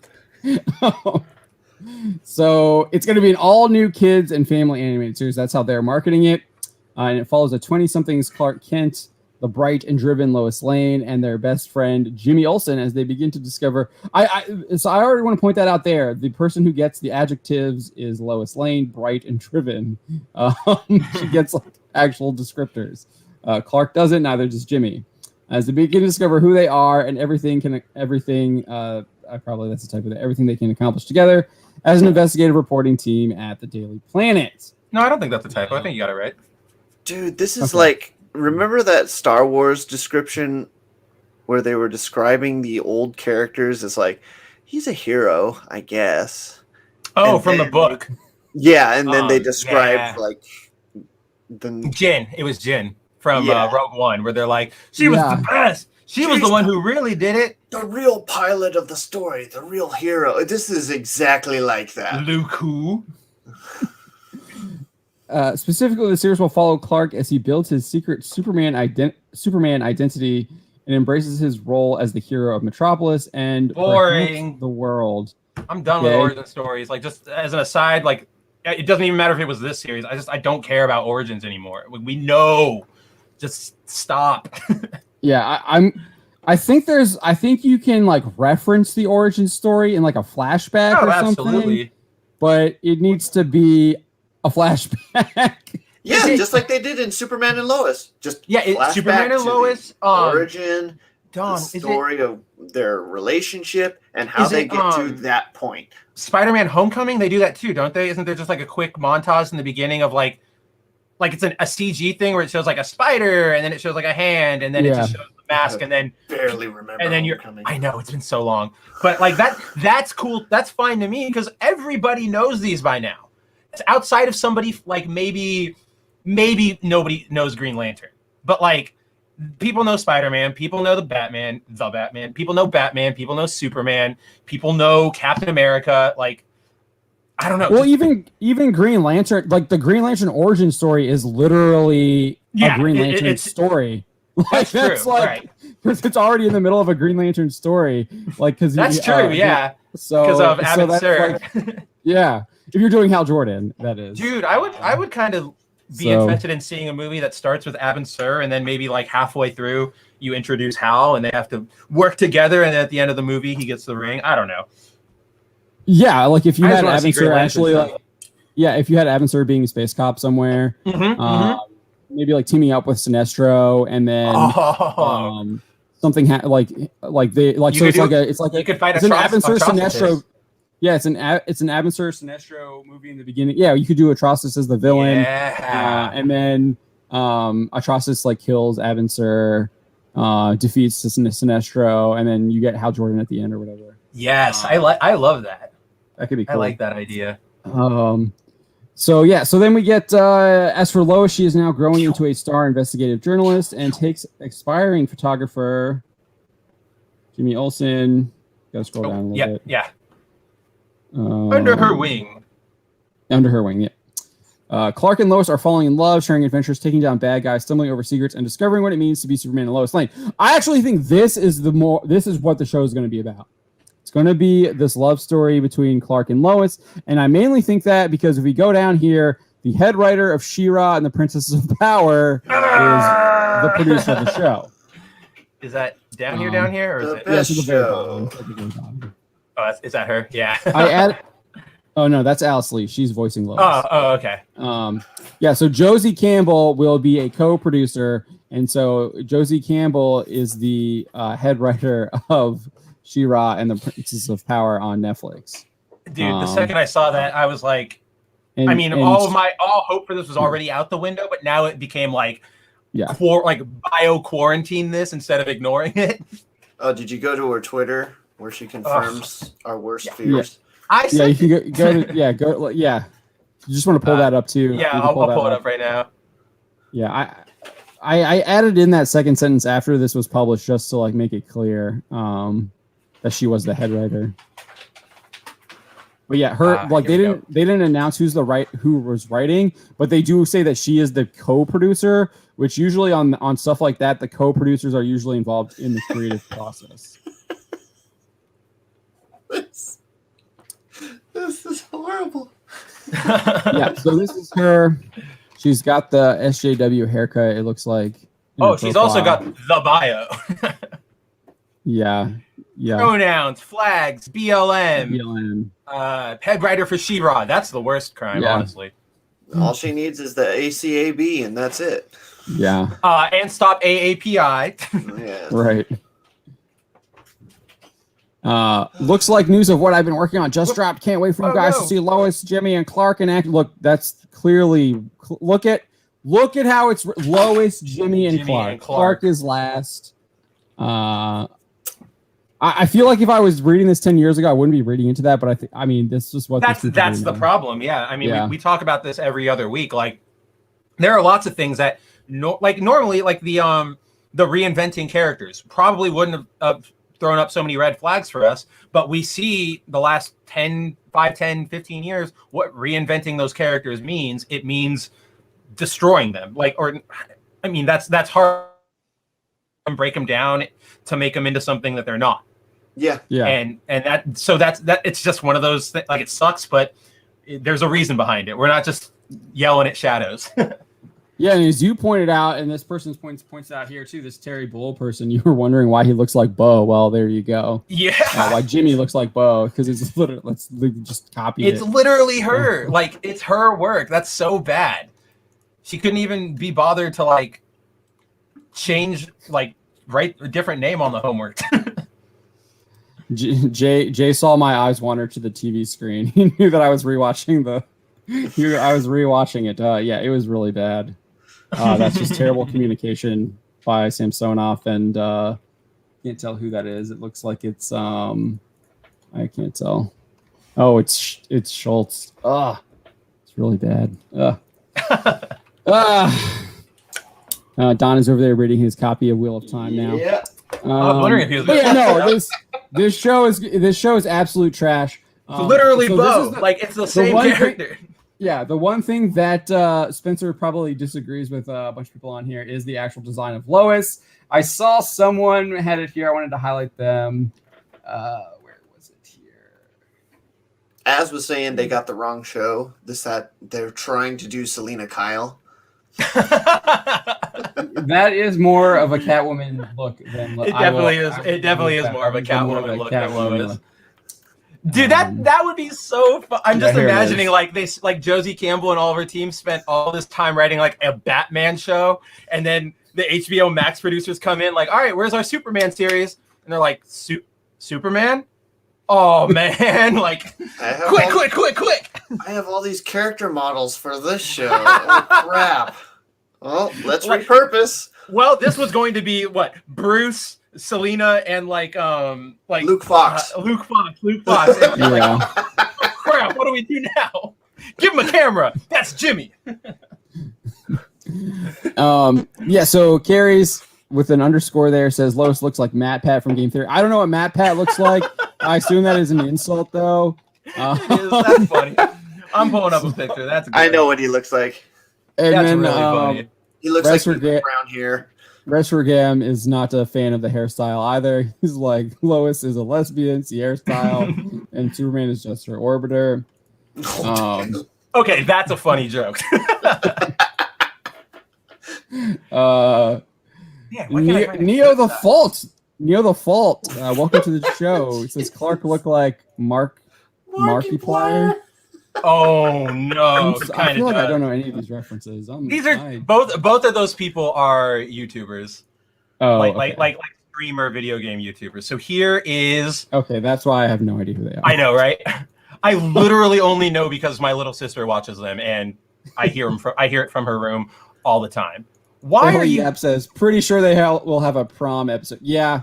Of course they will. I don't understand that trend, by the way. It'll be a home. It'll be like a home. It'll be. It won't be specifically prom because they're supposed to be in their 20s, but they'll definitely. That doesn't matter. What show was it? Some recent show was like, we didn't have prom, then we'll just throw one for ourselves. And it's like they are in their 20s and stuff. And it's like, what are you doing? And then there was another one where they like literally just went back in time to go to prom. It's like, everybody just get over the fact that you didn't go to prom. Like, get over it. Prom was not that tight.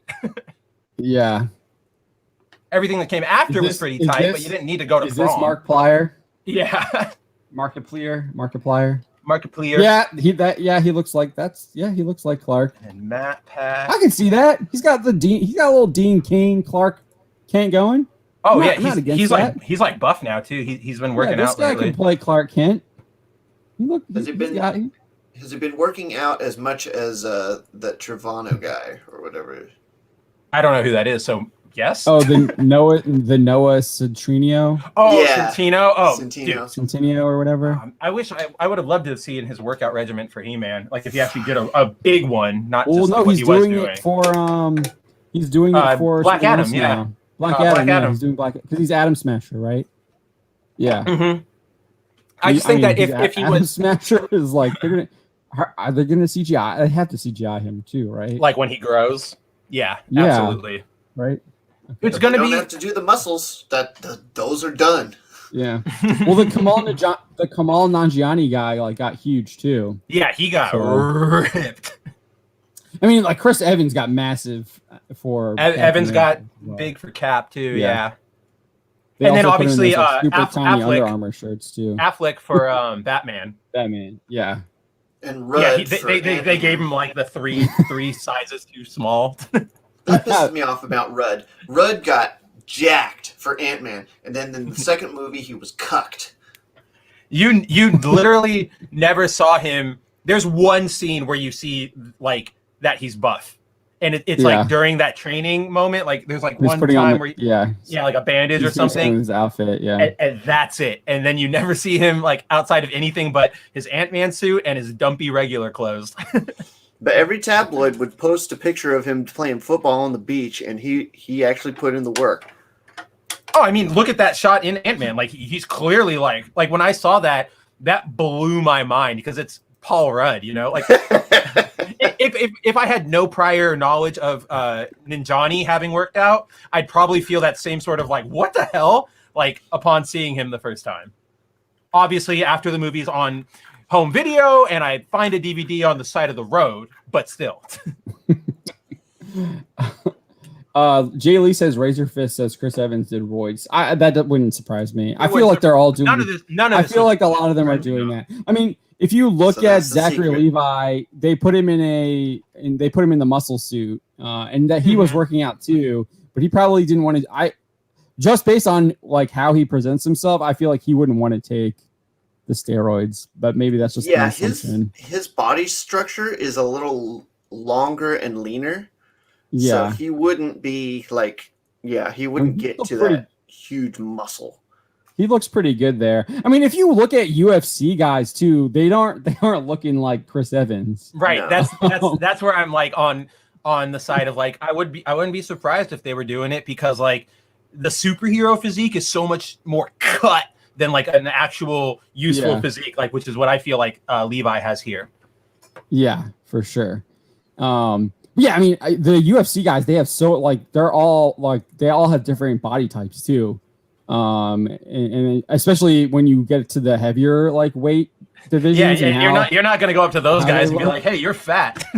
Yeah, no, Chris Bones Jones? Nah, you no. Like they might have it might look like they have a gut, but like some of those dudes just it's a gut in the sense they go of 15 minutes. Yeah, well, it's also a gut in the sense of like like in movies when you see somebody like, I punched your stomach, and it's just pure like muscle right underneath that layer of fat. Like, that's what they are. It's so scary. Yeah. Near the Fault says the Daily Planet will change its name to Daily Pronouns. Prounces. Yeah, I thought it was pronouns at first too, but it's prounces. I think that's what he means to say. Yeah, the daily pronouns. Yeah, daily pronouns. I saw Rest Game.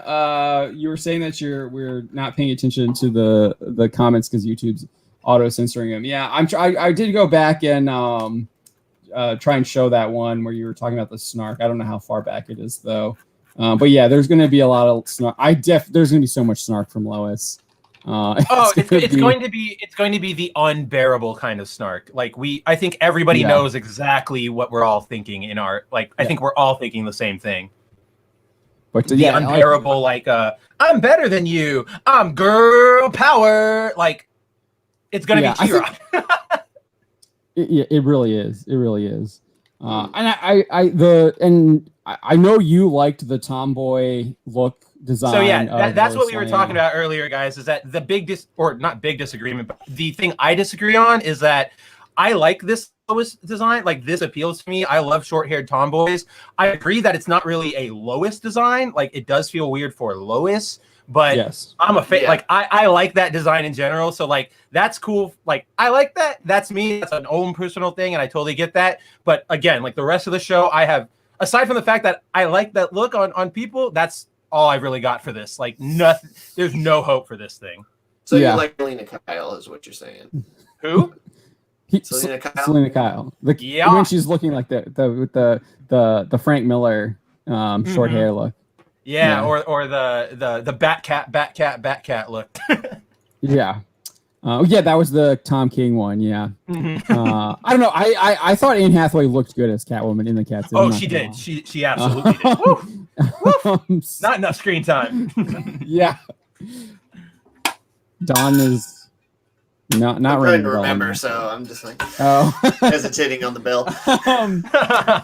But yeah, I thought Anne Hathaway looked pretty good as Catwoman with the long hair. I never liked the Michelle Pfeiffer one.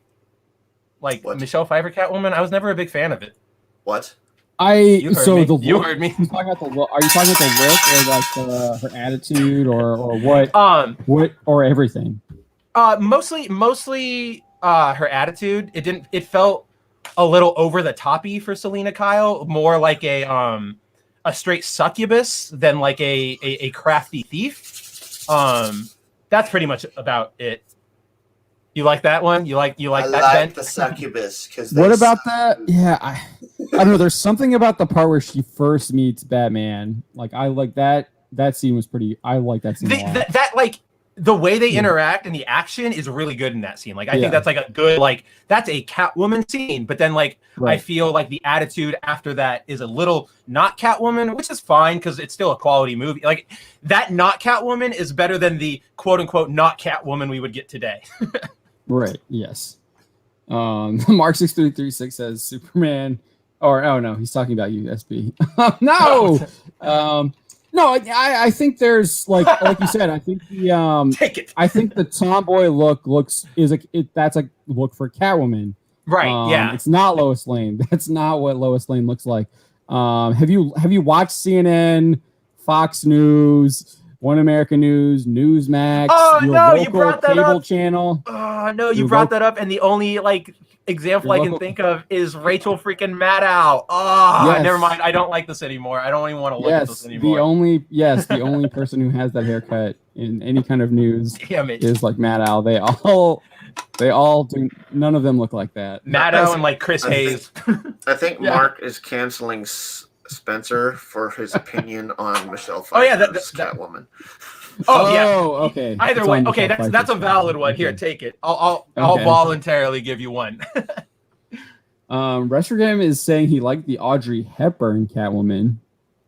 Ooh. Audrey Hepburn Catwoman. I How think long ago that was that was a while ago. When she was like the socialite. That was Adam Hughes who drew her like Oh yes. that. Yeah, she looked great as that. Here, I Yes. don't know which cover Audrey that is. Hepburn looks like a freaking. Is that, I mean, yeah, you're talking about Audrey the Hepburn cover. forever. Yeah, the cover. Yes. Yeah, But she's how great is her like hair that. long or short there? It's like medium. Short. If this like Yeah. picture would load, it's like Well, Audrey Hepburn is it's kind of short, but then it kind of goes down to her like Whoa, nape whoa. a little bit. Is Yeah, Audrey that's Hepburn not too bad. that busty? Yeah. Have you seen Audrey? I mean, you know, We should clone an army of Audrey Hepburns. That's my you know, presidential I only platform. looked at her face, which was like, you know, good to go. You know, I mean, I mean, all she's one of those beauties where you don't really need to look past anything but her face. Like it's just like blam. Yeah, I mean, the Eartha Kitt looked really good in '66, and then Julie Newmar is just. Whew. Woo! I forgot all about that Oh, one. So yeah, Restrogam Those says ca- she has short hair. Those Catwoman outfits for the '60s, like outfits, were Yes. like they did not need to do that, but I am thankful they did. Yeah, so I know you're like criticizing the seductress, like Julie Newmar, like was totally But like, seductress. I Oh, feel yeah. like, but like, I feel like there's a difference between like seduction and playing that femme fatale role and just like a straight succubus. Okay. Does that make any sense, Dawn? Do you know what I'm saying? Like there's no. sort of a in like this Catwoman, in Julie Newmar's Catwoman, it's more like I've got a plan. I'm using you to my advantage. Whereas Succubus is like, come over here. I'm gonna have sex with you because I'm gonna Right. take all of your energy. Like that's like the goal is almost the sex. Whereas with like Julie Newmar, the sex was a tool to use to Pfeiffer's- like distract people. Pfeiffer's she Catwoman was- just she simply was- wanted revenge. Right? Yeah. Yeah. Yes. Pfeiffer's was more like she's going to stab you in the middle of it. Yes. Yeah. Yeah, which you know, I'll take my jollies however I can get them. That's the thing. That is a risk I'm willing to take. Oh my gosh, dude! YouTube is hiding all these things. Dude, what the heck is going on? Okay, so YouTube is Spending having like- a lot of problems, folks. Yesterday, a lot of streams were just getting savaged by YouTube. So I don't know what's going on. Yeah, that's Julie Newmar right there. She's looking good there. It's ridiculous. And isn't that so funny, Mark? I'm gonna highlight that comment real quick if I can find the right window because I'm jumping around a lot. Yeah, the tight outfit was women's liberation for the time. They were fighting for the right to be sexy and respected at the same time. Oh, wow, amazing. And now it's the complete opposite. Like Yeah. this is no longer feminine or like feminine dude, like- strength or anything. Like this is bad. Censored. Modern This is women's fashion is literally like they saw the what is the oh my gosh what is They the- wear like like Classic. the cat tunnels. They just wear those like the collapsible cat tunnels. That's all that like fashion is these days. It's the weirdest also- Puritanism ever. It's also they also just like take their like parents' drapes and just cut it and then put it around them. Like I've seen that too. It's like what's the movie where they do that? She makes all the dresses for the kids. It's Sound of Music. yes, Sound of yes, Music. yes. But at least thinking of- like she created like dresses and stuff. These people literally just like take it off and like put it on, like wrap Scarlett it around them Johansson now. did, not Scarlett Yeah. Johansson. Scarlett O'Hara. Scarlet? Oh, O'Hara. I was like, we need. Oh, she we did need that too in Gone with the clarification. Wind. Gone with the Wind, yeah. Okay. Fashion. But yeah. Speaking of, I mean, we could just go on a whole rant about the X-Men. Oh, dude. Yeah, I was about to say. Let me just go to the Hellfire Gala. Our Probably worst the fears. only one that looks like decent is Emma Frost. And And that's just because that's how Emma Frost, like that's her character. She would dress and like Rogue, that anyway. Rogue looks. Oh yeah, good, Rogue's too. got the Rogues 80s look stuff coming good. back. Yeah. I didn't see a lot of pushback against how Rogue looks, though. No, I think that was one of the more accepted ones. Yeah, I think because it everybody actually like, looked decent. yeah, Which it is looks weird because fine. People don't like the thigh gap. Resford Gam says Julie Andrews looked That's awesome true. in that film with short hair. Yeah. Sound of music. Yep. Oh yeah, absolutely. Julie Andrews forever. Not Lois Lane though. It was not Lois Lane. It was not Lois Lane. Like, so Mark 6366 here. It's not populating in StreamYard yet, but I see it here on YouTube. Succubus equals Mystique, Rebecca Romaine from the first X-Men movie. I may not live through it, but it will be worth it. Here we go. I even almost put that as like femme fatale because you have that I might not. But the Succubus, you're like, dude, I'm done, but I'm going in for it. I felt like that was more how she was in 2. When she was trying to seduce Wolverine, like by switching to Jean and everything. Jean. Yeah, and after but he found out because he knew she that smelled different. No, he wasn't that the it? Scar. Oh, that's right, the scar. He had stabbed her from the first one. Mm-hmm, yeah, which he should have been able to figure out her scent. She can't she can't mask her scent. Other people's scents, right? And Wolverine is. That's they don't really, man. They don't really show that in the. They like to choose. Logan, pick and choose they like to pick and choose which powers of his they show, and it kind of bothers me. Yeah, yeah. And Logan, he definitely does show that. I feel like because he realizes they're being tracked. Definitely shows it in Logan. Doesn't he show it in Wolverine? X2? He does it in X2. X2 he does. When they're about to invade the mansion, he he senses something. He's like, "What? Yeah. Something's happening," and then the windows blow in. Yeah. Right. Yeah. He was like a Spidey sense almost. Yeah. Exactly. Almost. Yeah. Wolverine. Wolvie sense. Wolvie sense.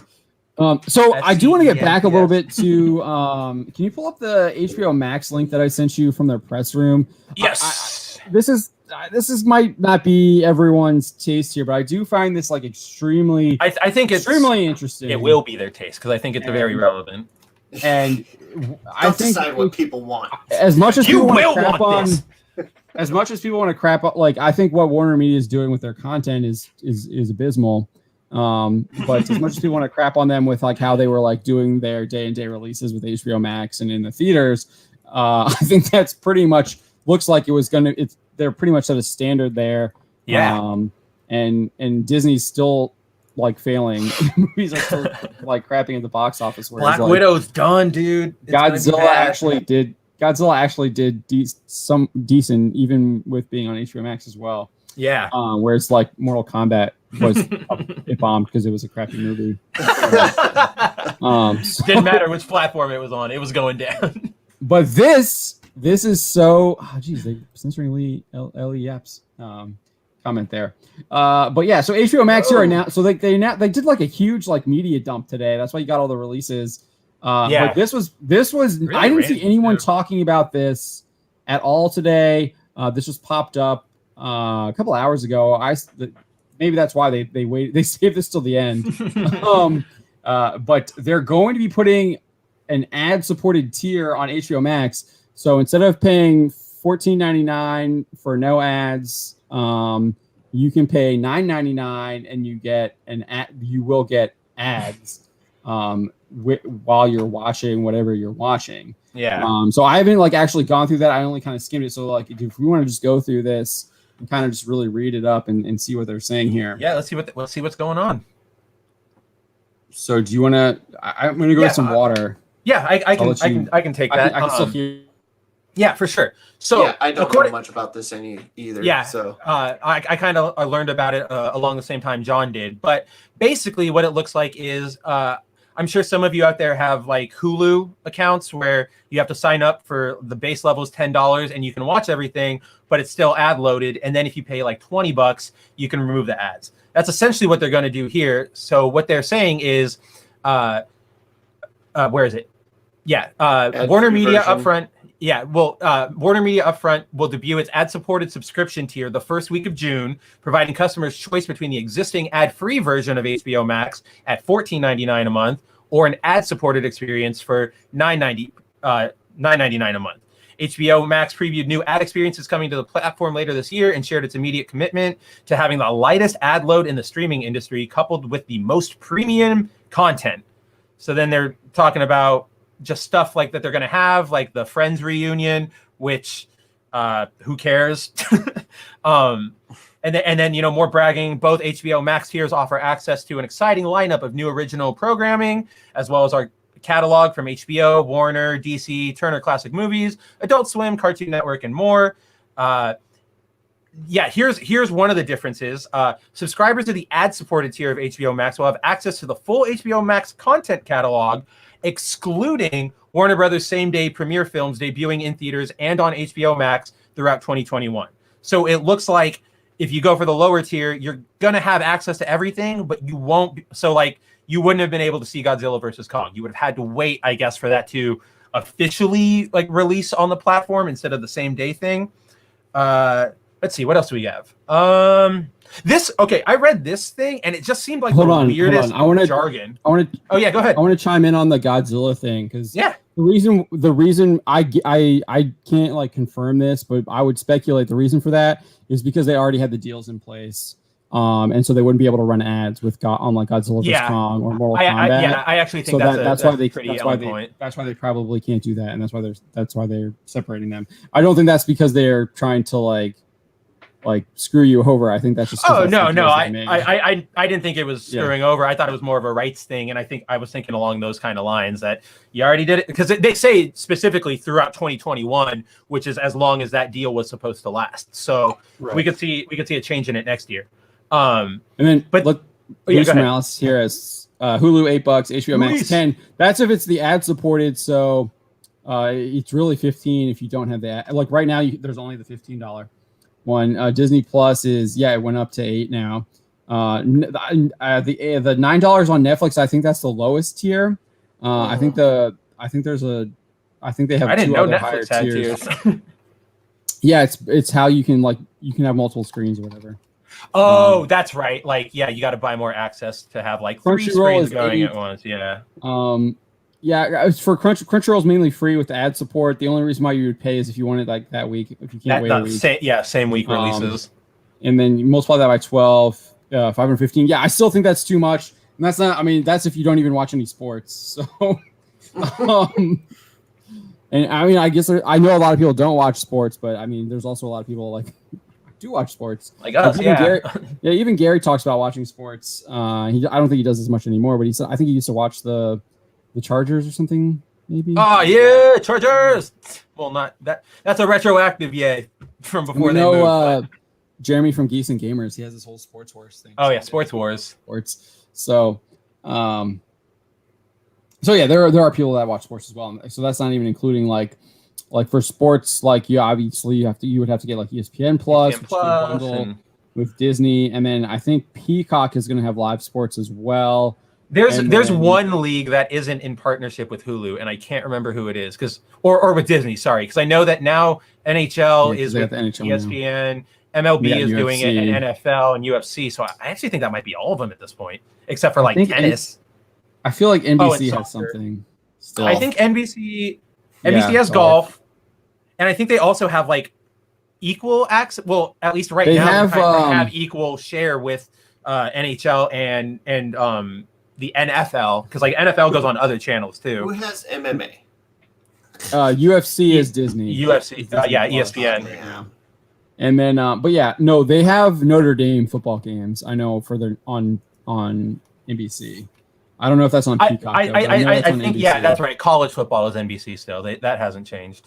I think it's only Notre Dame though. Notre Dame is the one that only Notre Dame now. Huh. They're the one that has the huge NBC package. The SEC is with CBS. Oh, you're right. You're totally right. So there's Notre Dame is weird. So they made their own deal. Yeah, because they've had their own deal. So they have an ACC schedule, but they don't their TV rights are different than other ACC teams. I only know that because they sometimes play Virginia Tech. Yeah. That's so funny. I had no idea. That's weird. Because their basketball team is in the ACC. Jared Pirate Mikey says, "Hey, all NHL switching to ESPN at the end of the year." Yeah. Yeah, it's gonna. I'm not. We'll see. I don't think any of us are.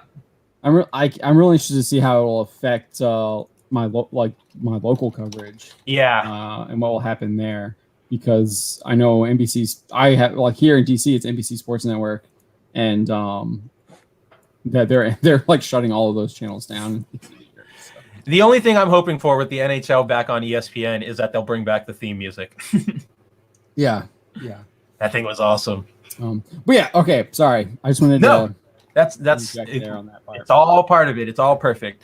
But what I was saying was, this next thing I'm about to read, like, hear me out here, guys. Like, does this sound weird to anybody else? Like, this sounds like corporate jargon taken to like Super Saiyan 4. So this press release isn't targeted towards like consumers. This is targeted towards advertisers. And even with advertisers, like this next section sounds super weird. But again, you in the chat, you guys, you and Don, let me know. Subscribers to both HBO Max tiers will enjoy HBO Max's premium user experience, which weaves together human-powered discovery, personalization and customization, a sophisticated video player, parental controls, and a unique kids experience to offer customers a service that gives them more of what they love. Like, I just feel like human-powered discovery. Who talks like that? Like, that sounds like are you a robot? Like, is this the Terminator? It's basically like they have a search function. Yeah, that is. I'm pretty sure that's what it is. But it's also like, is that really a bragging point? Like, that's what a library does too. Like, that's what everything has done that since the beginning of time. Yeah, it just like I read it. It's just like we have a streaming service. Thank you. Yeah, that's exactly what I'm feeling. Like this is just, we have a streaming service. We get it. Like. No, but that's not geared towards advertisers. That's geared towards a higher level user who wants to customize their own experience in their media platform. If they want to target advertisers, they'll go, we have a complex algorithm that will target users based off of their viewing preferences. Then we'll give them sure that's in here. ads. It's literally the next paragraph. Oh, never mind. Watch. See, like quote, almost quote for quote, Don. HBO Max with ads will bring brands closer to captivating content experiences that engage their most valuable audiences in an environment purpose-built for discovery and designed to eliminate disruption. At a time when brands are looking to create the most impact, HBO Max with ads will offer an elegant and creative canvas for brands and advertisers to connect with consumers with the accountability they need to drive outcomes that matter most to their business. Oh my God. It's like so I do want to, I think this has a lot to do with the fact that I do think that there's, I don't think that they can survive off they don't feel like subscription is enough. Oh no, I have to go with the ad model as well.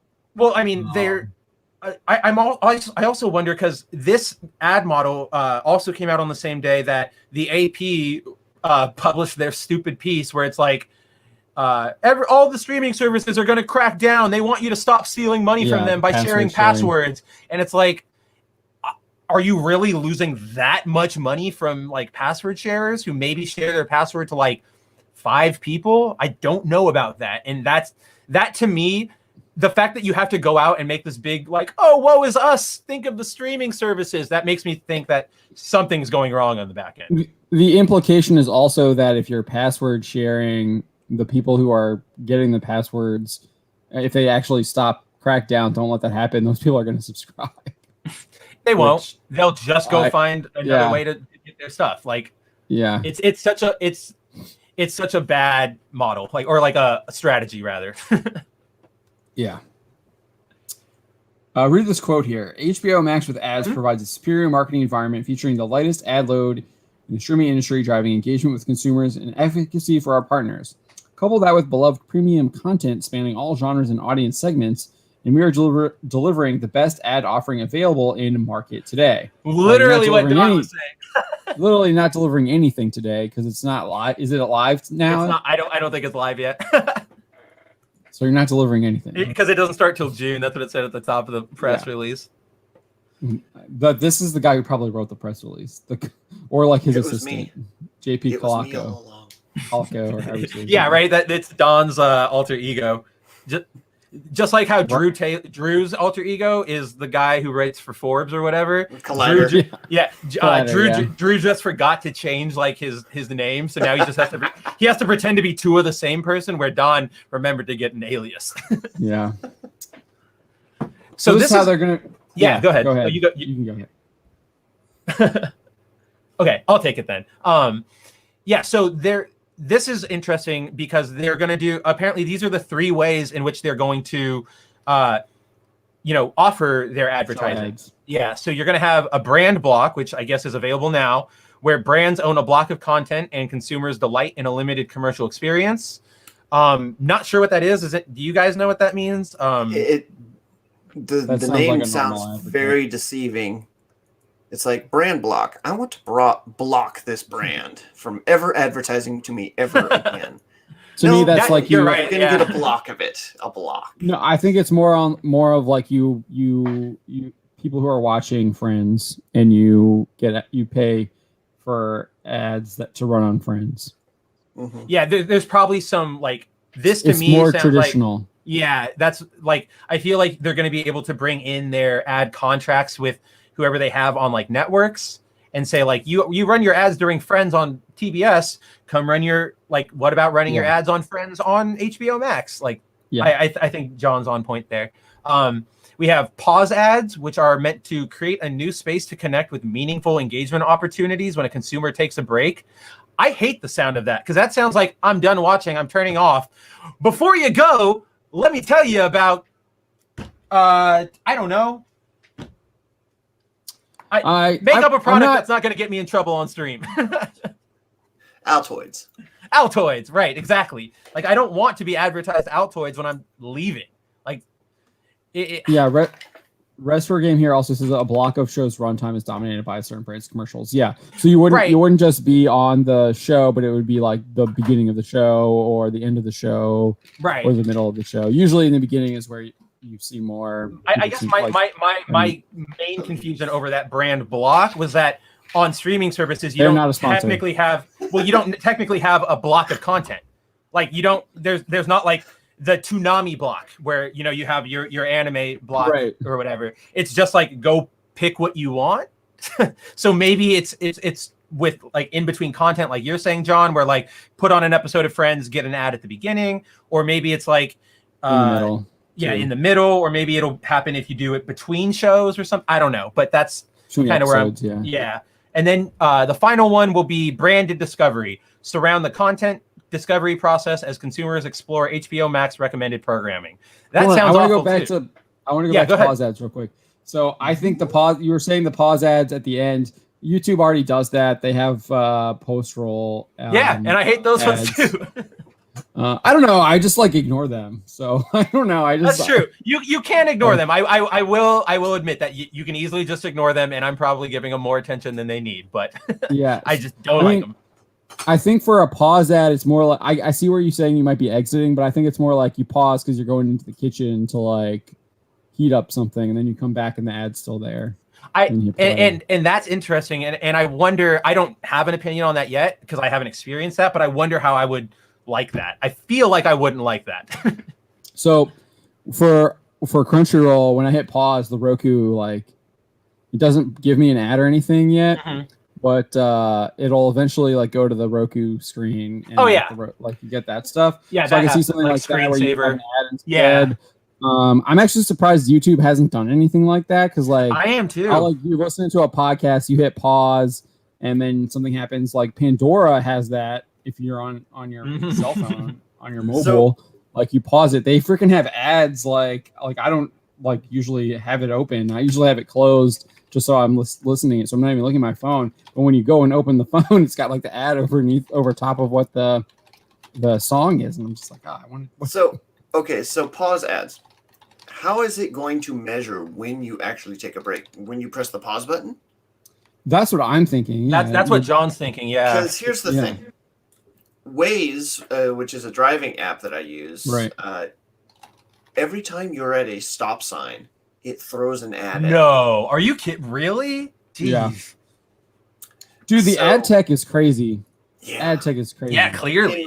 in my Well, they're going to start putting in mind, new ads into classic movies, but I digress. Yeah, go ahead, Don. Yeah, in my tinfoil hat mind, I'm like, okay, this thing's got a fucking camera on it, and I'm going to step away. Oh, as I'm stepping away and I'm cooking in the kitchen, a loud ad comes on.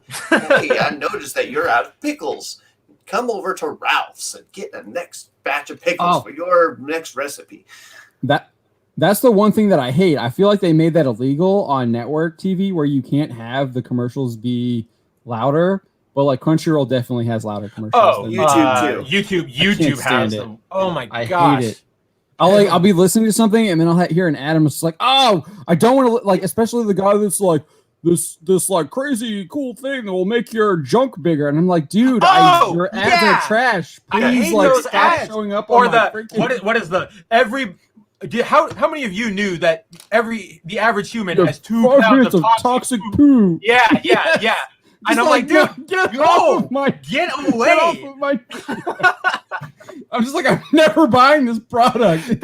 That's what I've been feeling lately. Like I feel like there are more ads on YouTube now, and I'm at the point where it's like, if you give me these ads and they keep coming, I will specifically never ever engage with your product. It's so stupid. Just at least advertise stuff I'm like, hey, swords.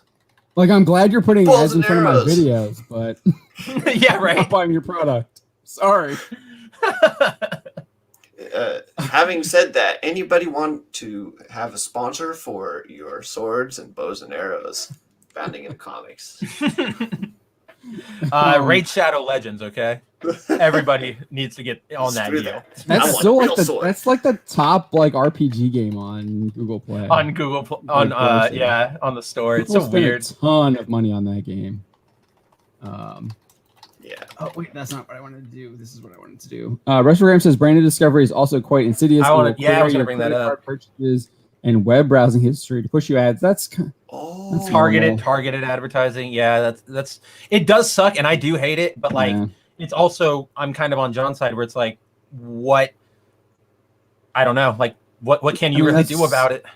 Yeah, we run programmatic ads on the website, so yeah. I mean, it's just the part of internet life at this point. That's why it's all lingerie ads for me. Yeah, that's why you don't get to screen share. I get lots of babies. I get lots of like kids stuff now. So I get lots of random like Korean like manhwa like ads like for like my mom was my bully, but now she's my girlfriend. Like weird things like that where I'm like, what? Okay, sure. You caught me. I get that too. I'm interested. I get Right Stuff ads. I get Right Stuff. And then I get the Catholic Company. They give me a lot of ads too. There's a lot of it's a lot of retargeting. I feel like for me, I get a lot of retargeting for places that I've gone to, and they retarget you. Oh yeah. Which like I'm not against that. Like the Catholic Company, I'm like, yeah, please send me more ads. Like, oh, I haven't seen that book. Let me check. I mean, like I've purchased some stuff I've seen off of ads before, but it's not like a bunch of stuff. But yeah, like I would be lying if I said that it didn't work. Some of my favorite videos are when Ethan and EVS is reading one of our stories on his streams, and then he'll just like stop and pause and like look at one of the ads and like start commenting about the ad. Yeah, no, I'm just like, oh, girl, I love it. I just like it's like quality entertainment when he starts just like, oh, I love it. Look at this pie. This pie looks great. I want to eat some of that pie. It makes the ad like if EVS was the face of like American the American advertising Surgeon General, I don't think anybody would be afraid of ads, even though they should be. They'd be like, man, I do want to see more pies on my web screen. Like, give me more ads. Dread Pirate Mikey says, I get Dr. Schwatch so bad. I get those too. I get those. I feel like they're just running ads on like any male heavy channel. I feel like that's just like that's who they're targeting. I'm sorry. Yeah, I like I will say like when I see like they're like always trying to target men, like I just like especially like the deodorant people and stuff like that. I'm just like, yeah, the guy you got advertising this, no. He's Like, what is this? I don't want to be like that guy, and I don't want to use your product. He doesn't make me seem like this is something that would be good for me. There's the guy with like the beard. He's always like, I forget. He's got the really long beard. Yeah, and he's always advertising some kind of like cleaning, like oh my gosh, like a soap type product. I can't remember what it is, but I'm just like, dude, I'm like, you're annoying. Like you are like super annoying, and I don't want to use any product that you use. Remember when Will Ferrell? It's the backfire. Old Milwaukee. I do remember that, and I'm like, that's so random. Actually, hilarious commercials. Oh, you're not allowed to out of the goodness of his heart, and you're not allowed to have fun commercials anymore. Billy D. Williams used to advertise Colt 45. Yeah. It's just like they like. So when I think of like a commercial that like appeals to like men, I think of the freaking Dos Equis commercials. Oh like, yeah, the Man of Mystery or whatever. Oh my gosh, what is his name? The most interesting man who ever lived. That's what it is. Yeah, the most interesting man in the world. And in the world. That's what it was. Yeah, those are like great commercials. Like Surge. Remember those? Oh, Surge was awesome. Capri Sun commercials where you turned into the Silver Surfer and the Capri Sun going off all the jumps. Yeah, the Capri Sun commercials were great. The Gushers ones were not. The Gushers ones were unsettling. Weird. Yes. Where like you eat it and your head becomes the watermelon slice, and they're just like, "What's up, Mom? Totally normal." And that was just how it ended. Dread Pirate Mikey says, "I miss classic beer ads. Boobs are good." Yeah. Yeah. That ad that sells soap instead of the synthetic detergent at least makes the point. I don't know. I feel like that's the ad that I'm talking about, the guy with the beard. Yeah. I don't like those ads. Just doesn't do it for me. I'm just like, please get off my screen, and I'm never buying your product. Like, I think now I'm like, what is the product that this guy's selling? So I make sure I never purchase it. Yeah, Carl's Jr.'s and Hardee's have absolutely fantastic ads with the women eating their burgers. Yes, 100. I don't know what they sell. Yes, but they did. Those ads were great. Those ads were really good.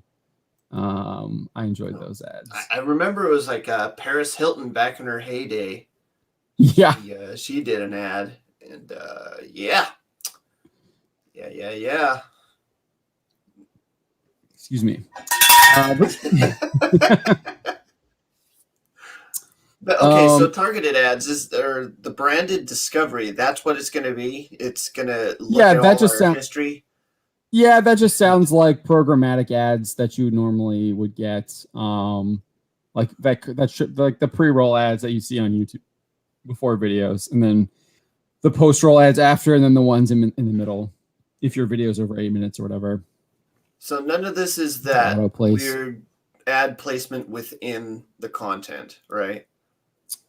So I think there will be ad breaks within, like, while you're watching, like you just would have like on normal television. No, I so mean, like obviously that weird thing they were trying to look into. Remember when they were like, "Hey, you know, in that show where it was a Coke now it's going to be a Pepsi or whatever you prefer."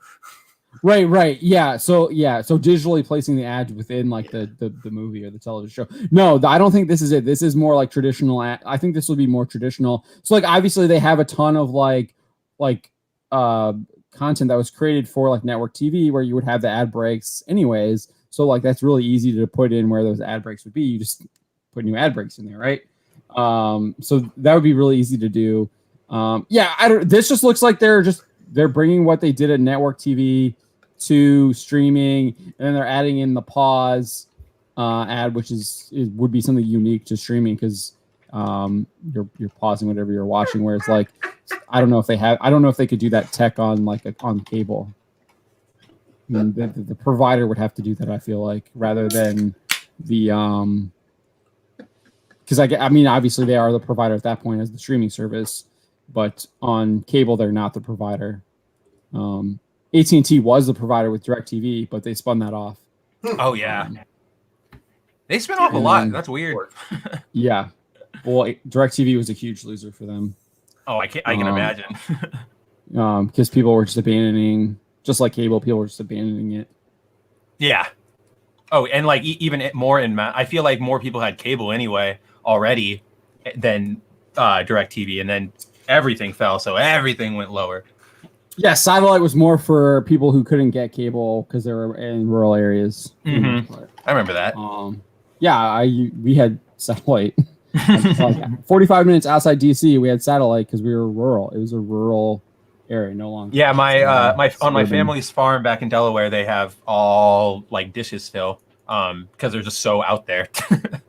Yeah, my parents still use Dish Network right now, but I don't know how long that's gonna last because the hockey is like the main thing, and right, and Dish has a dispute with NBC right now. So,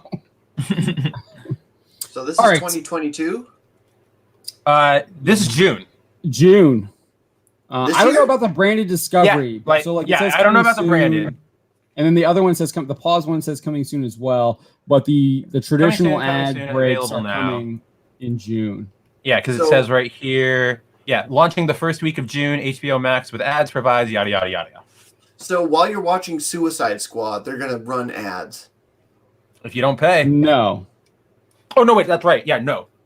No, yeah, Suicide. Any film that is movie that's being released day and date or whatever it's called will not have ads, but you can because you cannot watch it with the $9.99 ad like account level. Yeah, only the $14.99 one will have Suicide Squad on it. And that's what John was saying, was that it's probably related to whatever deals they made. Yeah, like the first deal they made when they started doing the dual releases. Yeah. Either way, buckle up for all of your ads for Aquaman, King of the Deep, or whatever the crap it's called. It's gonna be a bunch of those ads, I guarantee it. I mean, I guess they saw success with like what Star Trek did with Lower Decks. I don't understand why success. Nobody liked it. The only DC did what Teen Titans Go or whatever as like a comedy, but it's like you shouldn't be doing that with Aquaman. Like it. Why of all characters would you pick Aquaman? Opposite. Like pick, you know what? Like I don't like the character, but make Cyborg, like give him a comedy series. Give the Flash a comedy series. Don't give don't give it. Which one? Detective Chimp. That was in the Justice Detective League. Chimp. Detective Chimp. Detective Chimp. That would be awesome. No, I think a Flash comedy would work if you're using like Bart or Wally. Yeah. You have to use stop trying to mold. They take these bad unoriginal, like we want a comedy. How are we what are we going to use for it? Let's just take what's popular, and they don't care what you end up with. Like right. It's like when a little kid learns to cook for the first time. Here's dinner, Mom, and it's macaroni and cheese with like relish and chopped up dirt. Like, okay, you had the spirit, but I don't particularly want to eat this. You go to the fountain and you literally push every single thing, and it tastes terrible. Exactly. The Condiment King. Dude, we need more of him always. Yeah. So I mean, the Ant-Man. I think they did well with Ant-Man as a comedy heist comedy. Mm-hmm. That worked well, and I think that mainly worked well because you had what's his name, Luis. Something Michael Pena. Michael Pena. Yeah, Michael Pena. Yeah. I don't know why I was saying Luis. Yeah, Michael Pena just killed it. Absolutely killed it. I thought. He was one of the best parts of the movie. Yeah, and then they sidelined him in the second one. The entire it was the fact that they even tried to address that crew and what they were doing in the second one just fell really flat. Yeah, is that the Condiment King? He's got ketchup and mustard there, and then he's got pickle for a helmet. Yeah, for relish. Good old episode. Good old animated series. It's like Batman had to lower himself down to address this guy. Listen, I see this is your first time, so I'm gonna be lenient.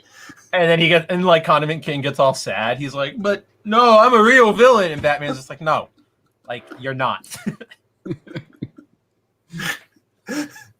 You could do something quite interesting. I don't know, dude. If you put Joker in, Joker would just kill the guy. Yeah. I don't know. He might do something like he could do. I don't know. He could. I mean, he might use him to pull some kind of like ridiculous prank. That's the only thing. Like you would have to have them team up to have a common goal. Because like when Joker works towards a common goal, he's a good teammate. But you have to give him that specific reason to work with you. It can't just be like, oh yeah, we can do better together. It has to be like we can only get this special power and kill Batman if we do this together. Yeah, or Joker's using some like, oh, come on, Condiment King, we'll take over Gotham, and then like last second, like blow his head out and like, haha, like, what'd you expect?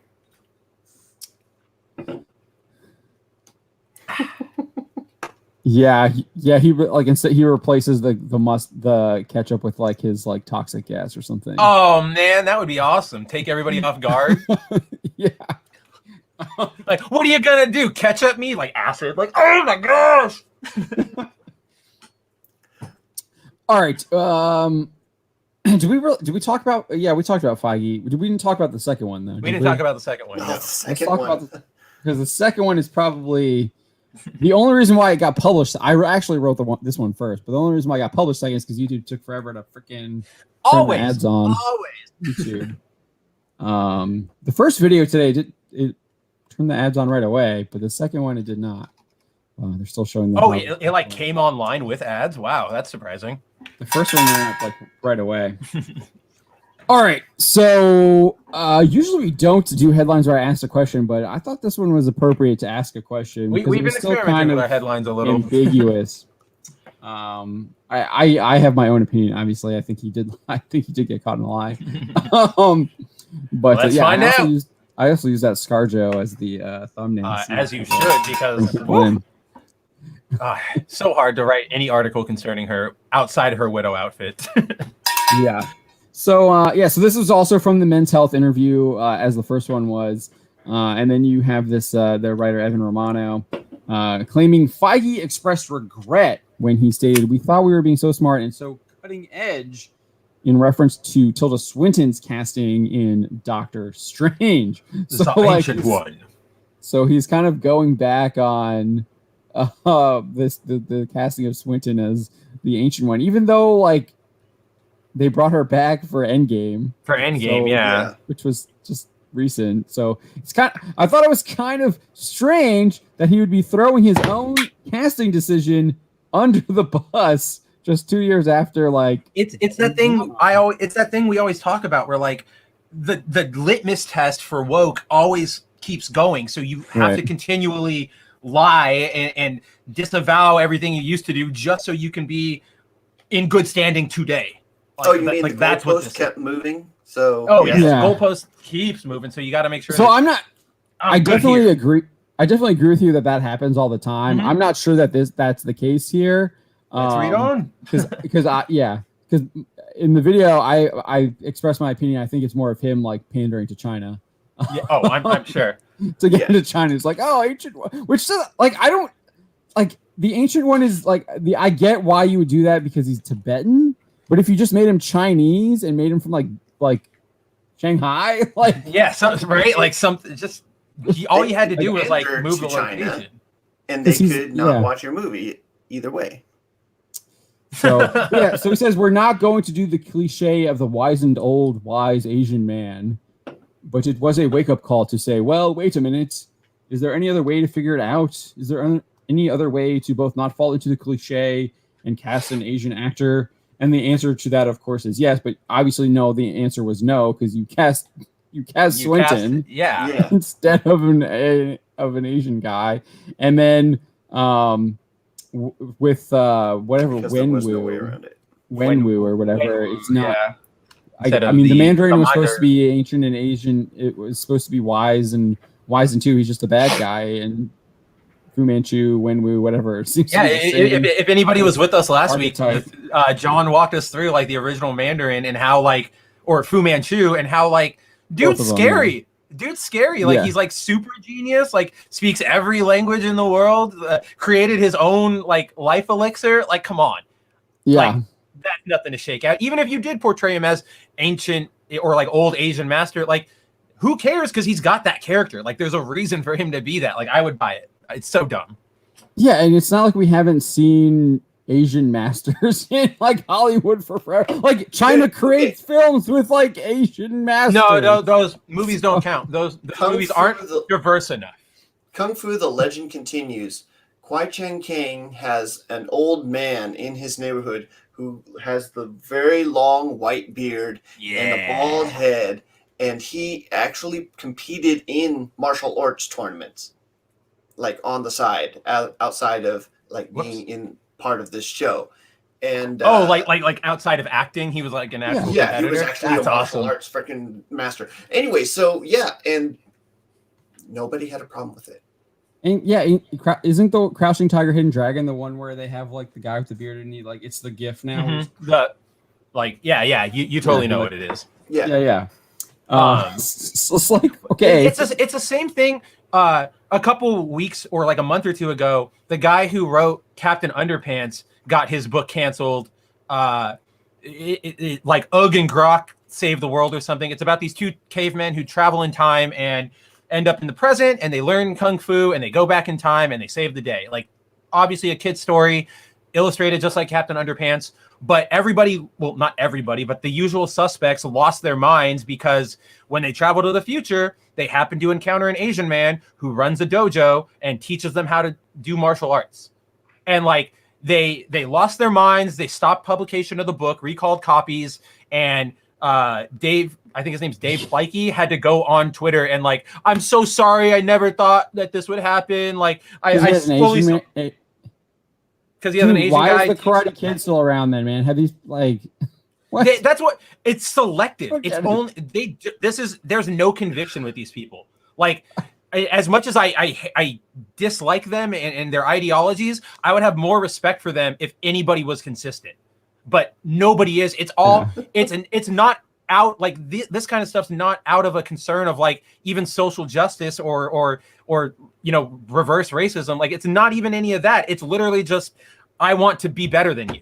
And it's so dumb. Like, you have no convictions. You have nothing more than narcissism and shut up, go away. Why are we listening to you? Do we need to just get rid of all Jackie Chan films too? Those are the most those are the most problematic. No more Dragon Ball. No more Master Roshi's an ancient kung fu master. Can't do that. No God of High School, which has a kung fu master. Dude, no anything that has.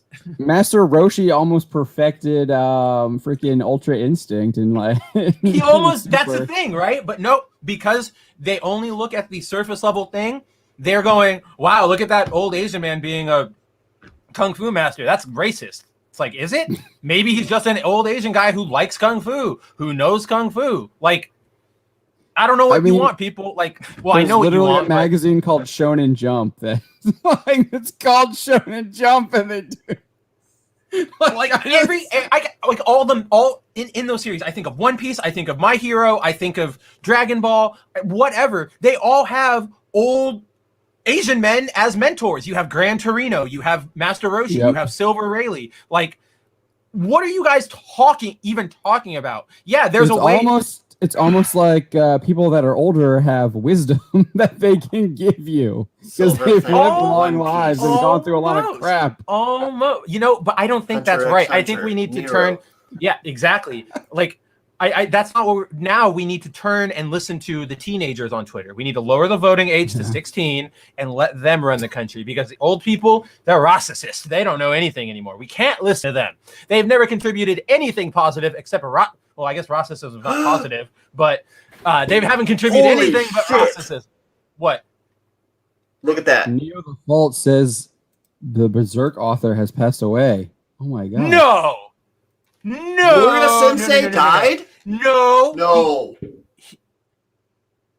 Oh my god! He died earlier this month? What? The story's not done. Kentaro Miura dies for the third time this month. This is the headline that I looked up. Oh, please tell me that it's just like a rumor, because that would scare me. That story's not done yet. News.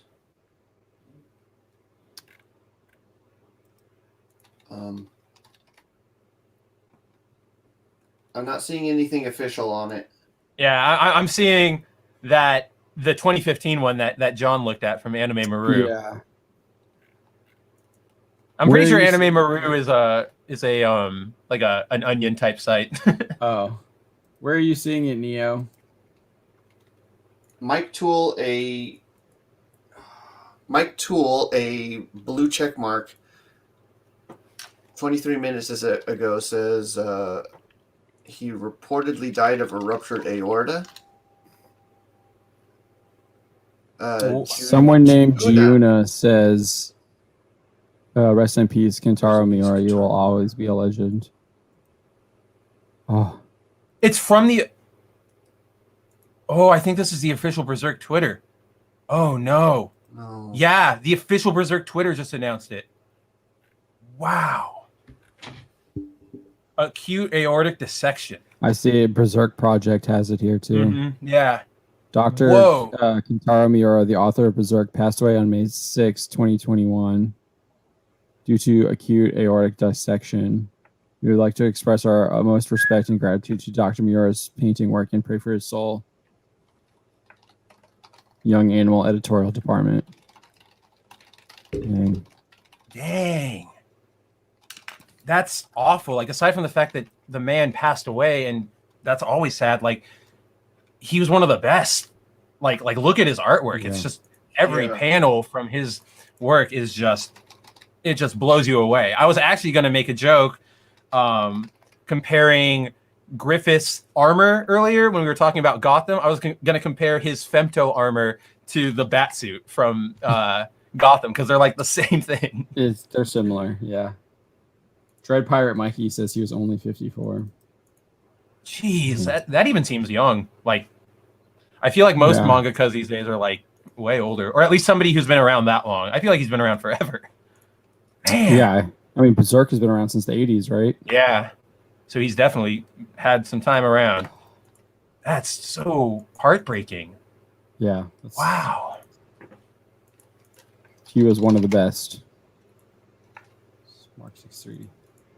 3667. Well, then I'm almost kind of happier that the Berserk CGI thing turned out to not be real, because, like, I feel like that would have been just the worst timing. Oh. The worst time, like, even if the product would have been good at the end, I feel like it's bad timing for any mangaka to go out on a Western, like, the announcement of a Western adaptation of your seminal work. Yeah. No, yeah, 54 is definitely young. Yeah. Like, Toriyama will be on his deathbed, and the last thing he'll see on the hospital TV will be like, Dragon Ball Evolution 2 greenlit by Paramount. And he'll go, no, and then that's it. that stings a little more for me. That's at the same age my father died. Oh wow. I can definitely see that. Jeez. So young. That is pretty ridiculous. Shit. Rest in peace. That's all I can really say to that. Yeah. Dang. Yeah, thanks for letting us know, but wow. Get his I have it in my backpack over here.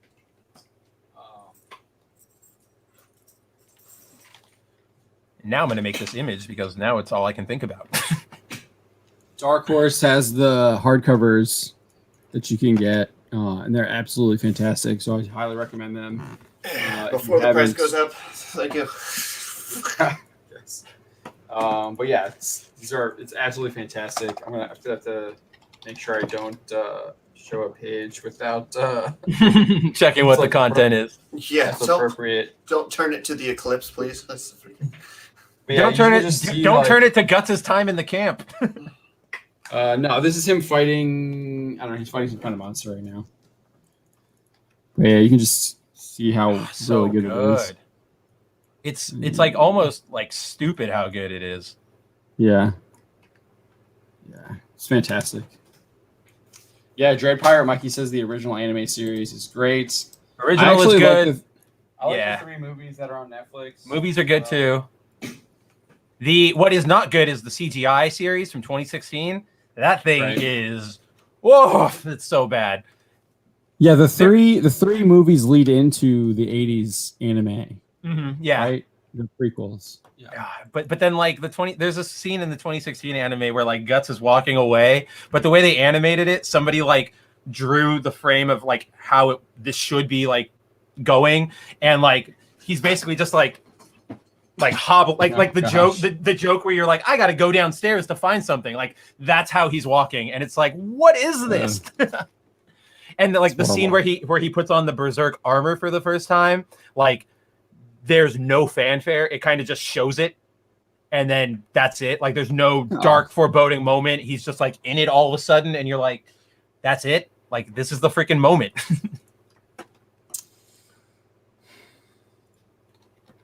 Retrogram says he has a Berserk GameCube or Dreamcast game. Oh, the Dreamcast game. Yes, that one is so good. They never ported it. They never did anything with it. It made me really angry. Because we had that Muso from like a year or two ago, but that's only got like 4 characters to play as. There's so much Japanese stuff that doesn't come over here. It's really it's getting a lot better now. Like I'm happier. Yeah, seriously. But man, I remember. I'm sure Don and John remember. Totally dropped the ball on that. Oh, Sony doesn't want anything to do with Japan anymore. They would much prefer if you never brought up their ex's name when they're in the room. Yeah. But like, yeah, like I'm sure you guys both remember. Like back in the day, any Japanese thing was like, I hope this is it. Like I don't know if I'm getting all the episodes or what I'm getting. I just want something. Where did I put it? But if you want to go back to this Feige story here, I don't know if we want to do that or not. Yeah, let's get back to it after I show that. But yeah, so I don't. Oh yeah, it does. It does look like. Yep. Like it's all I can think of when I see it. But anyway, back to Feige. Yes, Where are we? Feige, Aquafina. So yeah, you scroll down a little bit here. Is that Michael Bay and Kevin Sorbo's son? That's Robert Cargill. See, Robert Cargill. But yeah, so if you remember, Feige says that I guess we have to go back up so it can remind people. Yep. But Feige says here that casting Tilda Swinton, they thought they were being so smart and so cutting edge. But if you go back down, the reason why Cargill explains why they didn't cast an Asian man was because of China, and they didn't want to put him in Tibet, and it was like he describes it as their like Kobayashi Maru, which I don't really understand. Like, I mean, I guess you get a lot of heat because you're making him an Asian man and not putting him in Tibet, and you get heat because you're obviously catering to China by not doing that. But like, I don't know how much heat do you really get back then. I don't know. I can't really buy that it was a Kobayashi Maru. Yeah, well, he goes on. I mean, if you scroll down, he goes on and details it for quite a bit by why it's the Kobayashi Maru. He talks about like why they wouldn't cast Michelle Yeoh, and he seems to be stuck on the fact that it has to be like Tibetan, which you could just make him like from Shanghai. Again, like you just said, you can just move the location. Yeah, it would probably make a lot of people angry, but it also doesn't require like a race change. Right. He's still from like that area of the world. So, but yeah, so the issue here, it seems to be with Tibet. And I don't know. I don't feel at this point in time with when Doctor Strange was made, which I feel like is what, 2014? 14, 15, 16, around then. Let me look around there. I don't feel like 2016. Yeah. I mean, you had Trump talking about it, but I don't think it was like really in the consciousness of like they're catering to China with the movies yet. I don't think it was not yet. I think this might have been one of the very first big ones because like I remember this quote: "You risk alienating 1 billion people who think that's bullcrap." Like we talked about this years ago, and like we I think whoever it was like took issue with it, where it's like, who cares? Like, who cares about them? Like, you're doing this for money. You're selling out just to get their money. We don't like that's dumb. Don't do that. Right.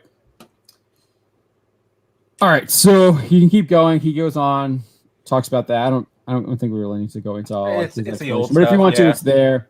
Talks about Michelle Yeoh and why like that's so I will say if we go back up a little bit, there's this one part he was like actually going to make like a really good point. He says here, if we decide to go the other way and cater to China in particular and have him be in Tibet, and then he gets interrupted and he never finishes that thought, which was kind of frustrating because it's like, dude, what was he gonna say? Like, oh, you're totally right. He totally just like jumps his train of thought. Yeah, because then he starts talking about Michelle Yeoh there, and then he goes on to say the levels of cultural sensitivity around this thing is that everybody is staking out their one particular place, not realizing that every single thing here is a losing proposition. We could pretend the Ancient One doesn't exist, and then we are just eradicating one of the main characters from the story to just not deal with race, which. So I still don't understand why you couldn't just have him from like somewhere else in China. I'm not getting any of this explanation. Yeah, YouTube. He kind of says it like in the Michelle Yeoh thing. He kind of says like, if you're telling me that you think it's a good idea to cast a Chinese actress as a Tibetan character, you are out of your damn fool mind, and I have no idea what the F you're talking about. Yeah, so like he's still stuck on the idea that the character would be from Tibet, which you wouldn't. He's super stuck on that. Like okay, so for the Chinese audience, they already know the history of Ancient One. That he's from Tibet, yeah. That he's from Tibet. So if you throw a Chinese person in there, they're gonna be like, "Oh, we know what you're doing." But I almost feel like it could, like, if Feige was smart, they could have played it the opposite way, saying oh, China, of course. The Tibetan character is Chinese because isn't Tibet part of China, right? Like that's what you guys say all the time. and she's an ancient one from before current politics. So what isn't this what you guys want? Like again, you can't win if you play this game. Right.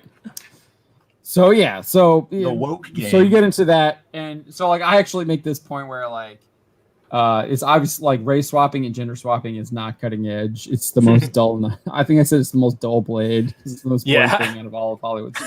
Actually, I'm really proud of that line. I really like that line. I like that. I like that line a lot. But yeah, so then regardless, it's clear that Feige is telling a different story than Cargill, and he might have just got caught. Yeah, I think he did. I think he got caught with his foot in his mouth, and he's telling a different story on what happened with the casting of Swinton. Yeah. And this is what the Ancient One looks like in his first appearance, Strange Tales number 110. That's what he looks cool. Like. Yeah, he looks like Master Roshi. He looks like Master Roshi. Literally. He looks like he'll destroy me if I cross him. He looks like the Captain Commander of the 12 in Bleach. Oh, you're totally right. What the freak is his name? Yes, I know who you're talking about. Wow, I need to go back through Bleach. It's been so long. No, you're totally right. Like that's the problem. These people are like, oh, you're an Asian man? That's racist. Like there's nothing. He's not doing anything racist aside from if you want to play that devil's advocate. Yeah, well, he's teaching a white man mystic arts. Like yeah. I don't see it, guys. Like not you guys. I mean, like the theoretical people. I can't. Like you're reaching. It's the same argument the Last Samurai. It makes no sense. It makes perfect analogy. I mean, because in the Last Samurai, you literally have him going over there to train the Japanese army to modernize them. Like that was his purpose. And then he realizes that was wrong, and then he is the one who gets trained and like by the samurai and takes it on your head. Their cause. Yeah. Yeah. I just. But keep going here. So this is where I think he's literally just trying to sell Shang-Chi. Oh, you skipped it a little bit. Oh, sorry. Whoop. It's right before the video. There you go. Yeah, right here. However, like the race and gender swapping of the Ancient One, this might be Feige trying to sell Shang-Chi to both North American and Chinese audiences, following a report that Chinese audiences are less than enthusiastic about the film and that the communist government might actually ban the film from entering the country. So there's a report. And then I go into the the report from That Variety. I report think we from talked about before. it last show. We So did. if you haven't, We looked at that. yeah. So yeah, and there's Fu Manchu, and that's how it describes him, and how So he's like cool. badass. So like actually at the end of this Men's Health interview, he says, I think we talked about, I referenced this in the other one, but he says it's about having a foot in both worlds, in the North American world and in China, and Simu fits that quite well. So they literally are doing, like, to me that's like, yes, we created Shang-Chi just to get into China, and then hopefully to be able to like do it in North America. That kind of is what it sounds like, or not kind of, that is what it sounds like to me as well. Yeah. So yeah, so it's just he's going back on like a casting decision that they made to pander to China in Doctor Strange, and now saying that was a terrible decision to try and pander to China for Shang-Chi. That's the problem. That's the problem when you don't have any real convictions or principles. You always have to keep adjusting it to whatever the discourse du jour is, right? Like us, like everybody here, the chat, you, me, Dawn, we're able to go, yeah, I stand for free speech. I don't stand for censorship. Like, that's just it. And then 20 years from now, if somebody goes, hey, remember that time you talked about censorship and you said you were against it? What about that? We would probably go, yeah, I said what I said because I believe that. We're not going, oh, well, I said that just because, I didn't really mean it. I meant we should censor some things, but not all the things. I just think it's really, we don't do any of that stuff because we don't have to lie our asses off just to cover ourselves. I believe in self-censorship, by the way. Just sure we got our thing. I also believe in, I'm not free, when you're saying free speech, I mean, we've had this debate before. Oh, yeah, we have had this. You're not an absolutist. We've talked about like doing a whole episode on it, but yeah, I mean, free speech as part of the First Amendment. Yeah, I totally am on board with that. Although I don't think certain things should be protected by the First Amendment. I don't think like pornography should be protected. I think everything should be protected by the First Amendment. But that's another topic for another time. Right. But we all have different opinions. On that. All of us are going to differ from that, and that's fine. That. That's a whole other. That's like literally we've talked about. That's a whole. It's a whole specific stream. That's another. But to me here, this is like what. To me, this is like Feige's MO now. Ever since Captain Marvel, he's not actually trying to sell you on the quality of the movie anymore. He's selling you on the identity politics of the movie. And then with Captain Marvel, he's like, oh yeah, Captain Marvel, she's going to be the biggest, best, greatest character. She's the strongest Avenger ever. And she's going to lead the Avengers in the future of Phase 4. Like, he literally was saying that. And then and then what happened when he was promoting WandaVision? Nope, Scarlet Witch is now the most powerful character in the MCU. She's so powerful she enslaves an entire town. Like, you didn't mention that, but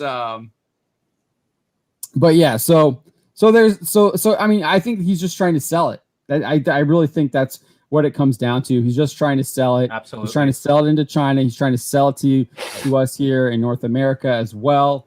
Honestly, I think his selling is.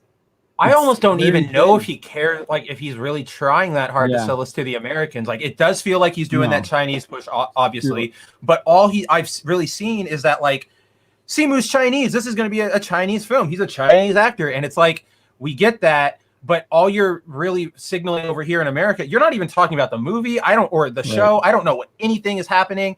I just know it's Chinese, which is fine. But what are we doing here? Like. Yeah. So for what he's selling in a white guy production of a Chinese production. Yeah, that's what he forgets. He forgets when he looks in the mirror, he is still a white guy. Like, it's the self-hatred is. There's no reason for it. It's so dumb. Yeah, it is. It really is dumb. But yeah, I mean, it's really stupid. I feel like this is what we're gonna get for the future of Phase 4. It's going to be all identity politics. My other video today was about the Miss Marvel head writer, going back to like her Lisa stuff. K. Ali. Yeah, her stuff from 2017 that she deleted, but I got it before she deleted it. Dude, Doctor Strange. Everyone says they're looking forward to this movie. I think it's screwed. Multiverse and Madness? No, I think it's screwed because you're going to have America Chavez in it. And America Chavez will be the one showing Doctor Strange the ropes. I can see her showing him the ropes in the idea of like the jumping between dimensions. Yes. And I think you're totally going to be on to something for that. He already did that. He already did that with Loki in Ragnarok. He had him like falling for whatever the portals. He already does the portals. But I don't think the portals weren't different dimensions. That was within that universe. That's what I'm saying. Because Chavez's thing is like I punch that star and I go to a different universe and then he got into Dormammu's though and then created the time loop in the first one. I don't know if that was so much like a dimension or like a reality so much as it was like a like hell or heaven would be for us, you know? Like I wouldn't consider them. He did go into that mirror universe too though as well. Oh, that's right, he did. Yeah. Maybe that's like the only one he can really access. But like I was just thinking that Don, like it'll Chavez be like America Chavez, they retconned her in the recent comics now. She's now just like a regular like Puerto Rican girl who's like experimented on. I kind of think it's interesting. It would be interesting if this wasn't her like 8th retcon. She was on some lab in some island, and so her whole backstory was like a tale that her parents told her, and it's all a lie. She's just like she was in a lab. Sounds cool. So it would be maybe if this wasn't her 8th. Yeah, if it wasn't her 8th retcon. It was the original one. Oh, okay. There was, I don't know if this is the current version or whatever, but I saw a page from an America Chavez book the other day where like, they're literally back to back. The first page is Chavez like meets up with her girlfriend at her apartment, which in case you weren't sure they were gay, there's rainbow flags flying in the panel like outside of her apartment, which is completely normal. But there's the first page is like, I love you so much. Like this relationship is so great. And then the next page, America gets mad at her girlfriend because her girlfriend isn't like on board with like just picking up and moving to where Chavez wants to go to college. And she's like, I don't know, like that's not for me. And Chavez is like, you didn't, like I knew you didn't love me. This is so dumb. Like you're so selfish. And she punches a portal and she leaves. Now the problem with that is you would not have any sort of problems being in a long distance relationship if you could crack open portals to anywhere. Like it doesn't make any sense. You're just writing things to score check marks or like on a box. Like got the gay drama, got the emotional drama, got America being badass, got blah blah blah blah blah blah blah blah. And it's like, okay, you checked it all off, but now that we're looking at it all together, it's the dirt spaghetti macaroni and cheese again. Like somebody wants it, but that's because I honestly believe they've tricked themselves into believing that's what they want. But yeah, it's not going to be looking good for any of these Marvel movies, even the ones that people say they're going to look forward to. Who? Which ones? Yeah, I've heard people. The Marvel stands are like the only people talking. Doctor Strange might look decent. I think they're saying that because of Raimi. I was going to say it's a lot of Raimi's doing a lot of carrying for that project. Yeah, I think that could be why, and also like for me, it looks like there's just too much happening. There's way too much happening. I'm with John on this one. Stuff. It's becoming a Justice League problem, and I'm just like, oof. Yeah. Mark 6336 says, "Who saw that promo image and still cares?" I'm not sure what is he. Is he referring to Shang-Chi there? Yeah. Sleepy Shang-Chi. The outfit's not even cool. Like he has real cool outfits in the comics, and this is boring. Yeah. This feels like what Wong wears, and Wong is just supposed to be like an assistant. This one. It is. It looks like what it is. It looks exactly like what the what are they called? Oh my gosh, they have a name. That's a capri shirt. The sorcerers have a name. I forget what they're called. But the apprentices. Wizards. No, they have a name. There's an organization. I can't remember what it was. Crud. I can't remember either. Retro Game, I think you're right. I think a lot of people Endgame was the last MCU film. The rest is just expensive fanfics. I would argue that Endgame is a fanfic. I don't know if it's a fanfic, but it has a lot of problems. The time travel stuff has a lot of problems with it. I'm fan service. I think it ends with Infinity War and Thanos wins. Yeah, like I feel like the only real thing you need from Endgame is that final fight, which is awesome. Like I love that fight scene. Like I think everybody can kind of agree that fight scene was cool, minus the moment. I know everybody is rushing to type into the chat right now, but I'm kind of exactly there with all of y'all. Minus everything Captain Marvel. Oh yeah, I forgot about her. Because you have the Spider-Man. Oh yeah. I guess she's involved in that other thing. Hey, Peter Parker, you got something for me? Which is like, and she blows up the ship that's like nuking Scarlet Witch or whatever. Yeah, that was dumb. Like it was like leveling the field, and she just blasts through it. I hate it. Yeah. It's so dumb. That's how she arrives. She arrives like destroying that ship. And again, I'm of the mind that if that was her first introduction, and then you did something with that, like you have her leave Earth again, and she has to go fight something cosmic, whatever, or binary it out, sure. But it just, I don't know. They can't. That's a good one. I can't believe that hasn't been used before. It will be. Well, honestly, Rambo. If they call her non-binary, that would be hilarious. I would cry like from laughter. Mark6336 says, "I'm with Don. All of these films will suck, even Raymond's." I'm trying to. What else? There's Shang-Chi. There's Eternals. Black Widow. I thought Shang-Chi isn't Shang-Chi a series? No, it's a movie. Oh, it's a movie? Huh. Yeah. Yeah. Thor: Love and Thunder. That's gonna be terrible. Oh, Quantumania. Oh, that's the Ant-Man one, Black right? Panther 2, whatever it's called. Welcome to Wakanda. Or Wakanda Forever. Welcome to Wakanda. Welcome to Wakanda. That would be awesome. Okay, I'd kind of be into that. Title. And then the Spider-Man. And Marvels. Yeah. Spider-Man and Fantastic Four. And Fantastic Four, which they have like zero. All they have is that image. And they didn't do anything with Blade, which they literally have an actor for Blade already. Blade. But they didn't. Yeah, that's gonna suck. It wasn't part of their sizzle reel. Yeah. I just they're not. There's no way they can get the magic for back. I mean, Wesley Snipes is Blade. So, dude, he is Blade. Just don't recast him. Just bring back Snipes. He's still alive. That's what I mean. Bring him back. Bring him back to the role. Just Delightful is like coming to Wakanda too. Coming to Wakanda. YouTube me says, so here's my thing about the Mary Sue Captain Marvel. She's the greatest pilot ever and gets her powers by crashing a plane. Yeah, she does.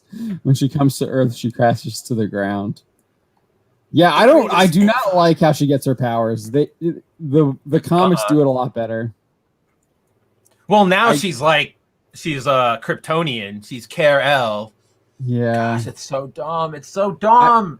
I did like so they gave Scarlet Witch and Quicksilver powers with through experimentation, and obviously it's done off screen. We see a little bit of it, obviously, with in WandaVision, yeah. We know it's done with the Mind Stone or whatever, and we know that Hydra's involved. But I don't understand Carol's. I don't know who I was telling. I think I might have been saying this to Dawn earlier.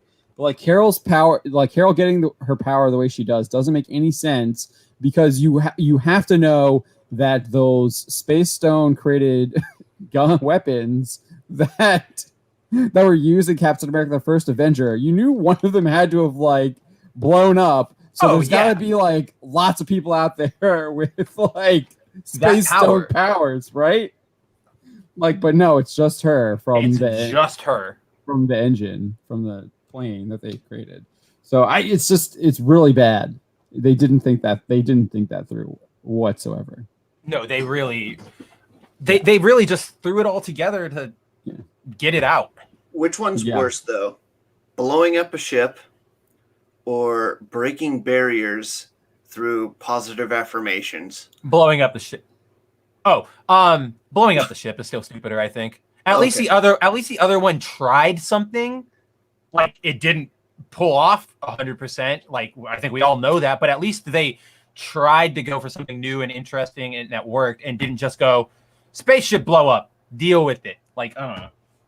What is the breaking? Is that Scarlet Witch? What are you talking? No, it's Monica Rambeau. Monica, yeah. Oh, okay. When she goes through the hex and she starts like breaking down, and then she hears like her mother's voice, and then like I think like her own voice, and then Brie Larson's voice doing a wraith type thing from the end of Rise of Skywalker, and then she makes it through the hex, and she's in, and her eyes glow, and all of a sudden she has her photon powers. Mark says Monica Rambeau's force field walkthrough is worse. Because it's literally every social justice warrior talking point. The affirmation, like the getting the powers from affirmation, like I think you all noticed, like as soon as I remembered that, I was like, oh, that is really bad. So I'm not saying it's great. I'm saying out of those two, I'm much more interested in seeing what they could have done with the hex and all of that if they hadn't just completely crapped all over their own series just to not show a white man. Like, but her powers are from the Mind Stone, then, right? Who knows? Or are they from Scarlet Witch? That's what we don't know. It doesn't make any sense. Theoretically, if they're from the Scarlet Witch, they should be gone, right, Dawn? Like once the hex falls, like shouldn't that, like, why is Agatha still mind controlled? Why anything at the end of that show? Oh, because you went, damn, we had this probably really good ending with Doctor Strange, but we're gonna get disliked on Twitter, so let's change it up, and you ruined it. So dumb. YouTube me says, is that the superpowers of the Marvels? They just screen around the universe, all Wittershins crashing into stuff. I actually like that concept. That would be something fun to play with a character. I like that idea. Crashes into the thing too. She's a horrible driver. That's not her fault. They need to kill. What's the guy who's going to be the main? Who's Christian Bale playing again? The guy with the sword. Gore the God Butcher. Yeah, Gore the God Butcher. He just needs to kill Captain Marvel. Dude, he needs to kill Captain Marvel and Jane. Yeah. He's gonna get killed by Jane though. It's all a mess. It's just all a mess. I mean, yeah. Rest for Game says I cut Captain Marvel out of Endgame via Final Cut Pro, and you're right, that she added nothing to this. There's like one fight where she gets beat up by Thanos. It's the final one when she has this gauntlet, and then he pulls out the stone and then cracks her, and then that's it. She's gone. Favorite part of the more. movie. She goes flying, like a lot of fan service in that movie. I hate, why is she at Tony's funeral? Like, go away.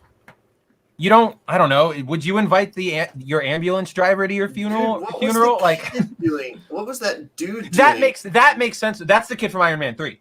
Yeah, but the kid, he's Iron Man. That completely made sense to me. But the rest of us in the audience are like, who is that? I think you're the only person who's going, who was that? I think everybody who watched Iron Man 3 was like, that's the kid. Yeah. No, everyone after that, no one knew who he was because he had grown up. But once people figured out that was that guy, they're like, okay, that makes sense.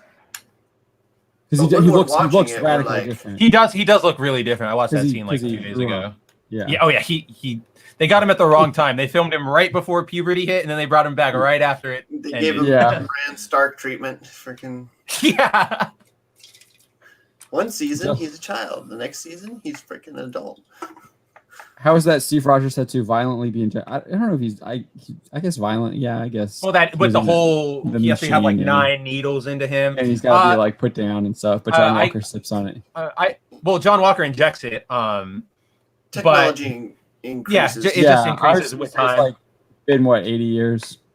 Oh yeah, I mean, look at telephone communication from 1941 to now. We don't have those big hello. What's the call? Where's the artillery? Now it's just this.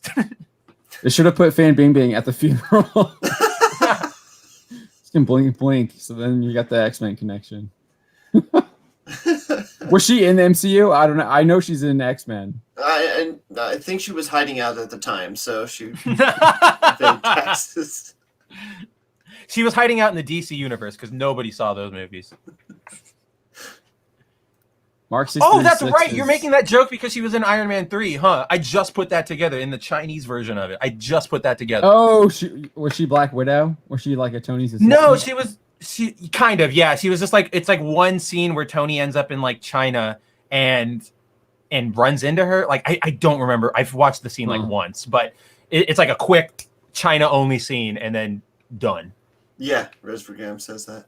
Yeah, Fan Being is in the Chinese cut. Top 10 Marvels where Captain Marvel is not annoying. Top 10 moments where Captain Marvel is not annoying. An empty. I don't think there are any. There's one.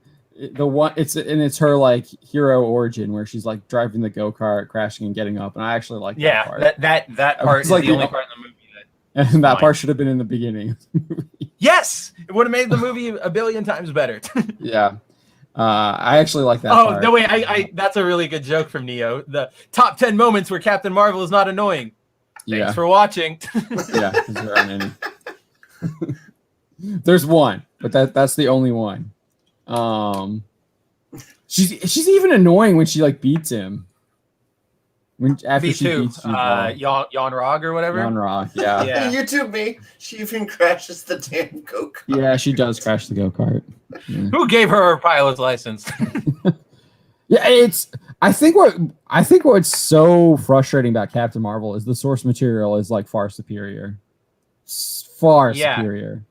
Like the whole like Jan Rog hating Marvel thing because he's jealous of like the girl is so much better than anything we got here. And even like the problem is like they try to push Carol as their Wonder Woman when before that Carol's biggest thing was she absorbed Rogue. Like that was her big thing before they decided what female characters do we have? Well, we can't go with Jean Grey, Storm, Jubilee, all the obvious choices because no X-Men. No X-Men. And so now we got to scrape the bottom for our Wonder Woman. Who's it going to be? Spider-Woman, Captain Marvel, like they had Monica though. They did have Monica. Yeah. They still had to give it to Carol, who was like a leader of the Avengers for a long time. Oh man, for the longest time, and had the name before Carol. Like Carol doesn't deserve the name, honestly. Like she just fell into it. No, they just gave it to her. Yeah, DeConnick just gave it to her. Yeah. No, I just I mean the whole like the stuff from the 70s and even I think I guess like the early 80s. Early 80s. Was actually like really good with Marvel and Carol. I mean, a lot of the stuff before Carol became Captain Marvel for the like stuff. The Miss Marvel stuff was great, but I mean also for like the Captain Marvels because you had Marvel, you had Genus, which is like, oh, we're never gonna see Genus, and he's like the best character. Like he's gone forever. Right. But no, I really like you have the there we go, Iron Patriot. Yeah, remember that? Like, remember how no self-respecting black man would pick up the wear those colors? Right. I mean, he literally has he's in his uniform in the first Iron Man movie. Like he's in an Air Force outfit first Iron Man. No, it doesn't count. You have to literally be wearing superhero colors and only Captain America outfits. So like Jan Rog is jealous of Marvel because this other Kree likes Marvel, but Marvel actually likes Carol. Like, so that's why it's so well written because like Jan Rog's hatred is he hates Marvel so much just because he's jealous. Not only he's jealous of the love that he receives from this other Kree, whose name I can't remember, but he's also jealous of like his status. Exactly. Status. And so he even tries to like manipulate the Supreme Intelligence to like cool to like attack to go after Marvel, and it's just so much better. It's like all of that stuff sounds so much cooler than what we got. Too. And then you have the Fantastic Four where he's got to fight the Kree like robot or whatever. Oh yeah, and stuff like on the island because like. And then he dies of cancer, and then you find out that Wakanda has a cure for cancer. So you go, why did you let Captain Marvel die, Black Panther? You're in the room with him when he's dying. Like you wouldn't speak up. But yeah, those ideas I don't even like that. The Captain Marvel movie is just really. It's the thing that we talk about all the time. We didn't even get Supreme Intelligence. We got fake Marvel. We got so dumb. It's a thing that it's the mass appeal problem now, where you've got to make everything appeal to literally everybody, so you can't have good experimental adventures like with Captain Marvel, like the first one, like or like Marvel, sorry, not the first one. What's the Teenage Mutant Ninja Turtle guy who's like in the he's in the chest? What's his name? Teenage Mutant Ninja Turtles guy is in the chest? Yeah, he walks Crank or something. Krang. Oh, chest. Oh, like actual. Yeah, Krang. Yeah. Krang. Yeah, Krang. Krang. Sorry. Yeah, I thought you meant like a treasure chest, and I'm like, what? Oh yeah, no. He's like, I was trying to. I was like making hands with my. Yeah, can you imagine if they made Krang Annette Bening? Because that's basically what they did with the Supreme Intelligence. Oh, that would have been. They made him Annette Bening. You know what? That would have been funny to see Krang or like Annette Bening trying to slap around a bunch of turtles. Like I would have. That probably would have made the movie way better. Yeah. Krang and I totally am forgetting his like Shell's name. Like I don't think he gave his shell a name. Does his shell not have a name? I could have sworn. It was still Krang. Yeah, I actually think you're right. I actually think you're right. It is just Krang. Yeah. Yeah, because it's like it's like Krang, obviously Shredder. You got Stockman. You got Baxter. Stockman. Bebop and Rocksteady, obviously. Yeah, those are like the big robot villains. turtle. Metalhead. Yep. I love Metalhead. I still think that first Teenage Mutant Ninja Turtle book is like one of the best comics ever written. Oh, like the original Eastman stuff? Yeah. With the Shredders. There's a reason why like they adapted that for the first movie, because it's yeah, there's a reason why Shredder has gone on to be like the main villain, because he's just that good of a written character, like villain. And he's Asian. But there's no problem there. Be careful. Well, gosh. Yeah. That's not to be careful at you. That's to be careful at the casting directors, because can't keep him Asian for long. That's a stereotype. Better make him Dominican. I don't know. They gotta change Splinter's master as well. No, they're totally gonna dude. The only acceptable way I'll do it is if they go the 90s route and make him like that super exaggerated hip hop attitude that they tried to like force into everything. So instead of being like an old wise master, he's like Master Splinter, like my sons, let's rock this place, or something dumb like that. Oh no, no. Splinter. I'm saying if he's not his master self, that's the only one I'll accept. Okay. Masterson is the worst written character ever. Masterson's the worst written character? Dude, have you seen the dialogue that Masterson has when he's Thunderstrike? Yeah. Have you also seen the dialogue that Snowflame has? Yeah, it's so cringe 90s. Dude, it's super 90s. I mean, just look at his Masterson is just 90s. Like if you had to point at something, it's Masterson. YouTube me says they had to take Shredder and put him in the Wolverine. I actually like that. I'm not gonna lie. I think the Wolverine is probably the most underrated X-Men movie out there. I would agree with that, actually. Yeah. There are some parts that are like iffy, but like altogether it's a solid film. Yeah, the Viper stuff. Yeah, the Viper stuff is probably the weak points. But like I thought that like that final moment where like he punches at Silver Samurai and Samurai catches him, and then like the drills start coming out of his like Silver Samurai's glove into the claws, and like Wolverine starts screaming. Like I was like, whoa, that's a good scene. Like that's a really fun way to go about this. Yeah, he's trying to pull the adamantium out of him or whatever, right? He's trying. Is it the adamantium or the healing factor? I think he's trying to get his healing factor. Okay, like he's trying to get his DNA, but he has to cut through the adamantium to get to it. Right. It's the healing factor. Dude, Don. And the whole thing with like the I will say I did like the Viper thing where he was like they used something to she spit in him or whatever, like had the things inside of him. I thought that was cool. I like that. Yeah. That was a cool little thing. And that was like when you first saw her, that was like the first thing you saw of her. And you're like, this could be cool. and then she just starts blowing perfume at everybody. Yeah, that was It's time for some serious butt pounding. Game's up, Mephisto. I'm gonna lay this enchanted hammer right upside your pointed little head, dude. He would be right. I kind of like that. I do. Like I was just about to say, throw him in. That's a WWE like entrance ring, like thing right there. Like, let's go, Mephisto. Yeah, that's totally a wrestler. He is now. Yeah, but it's Thor though. It's like Eric Man. It's Thunderstrike. Oh, I like it. I love it.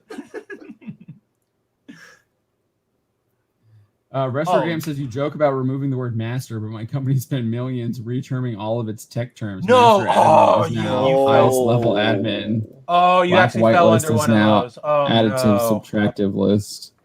Jeez, that's so dumb. Just like the dumber one is the male and female renaming, where people are like, we have to rename the female and male dongle ends, and it's like, what? Like, no, because that's perfect, like a perfect description. Get over yourself. Like, not everything is about you. I can say this. My company gladly has not done that. There are still male and female parts of the things that I do. That you, like, connect together. It's probably because they deal with a lot of stuff from those time periods. Dude. From the time period where you can't change it. Whoa, Don, I'm gonna need you to edit that from the 80s. Like, I'm supposed to do it. Look at this. Look at this, dude. That's the Thor from the future, right? This is like Kiss Thor. That's Masterson from the future, yeah. Spiky shoulder pads. Look at those boots, man. He's got freaking wings on his shin pads. I love those old school. Somebody else, I think like Wolverine's drawn like that sometimes with like the super ridiculously long pointy boots, and I'm kind of a fan of it. He's got like those are like butterflies, man. Look at them. Those ones are particularly ridiculous. What is he saying here? I can't read it. The ancient legends are true. They must be. I have somehow been transformed into the mightiest warrior of all time, the legendary Thunder God. This really is his hammer, and I am Thor. Look at his belt, man. He's got a giant T on his belt. He's like a freaking country star. Dude, it's awesome. He's like a metal country star with like the spiky shoulder pads, the long blonde hair, and then the belt. Yeah, he's like an 80s rock god. Dude, they got to bring back Masterson. I like that's it. The 90s. I don't think that's Masterson. I think that's like one of the crossovers when they did the Thor core. Yeah, you might be right. Look. He's got trunks on too. Yeah, he does over his I mean, the same color, but yeah.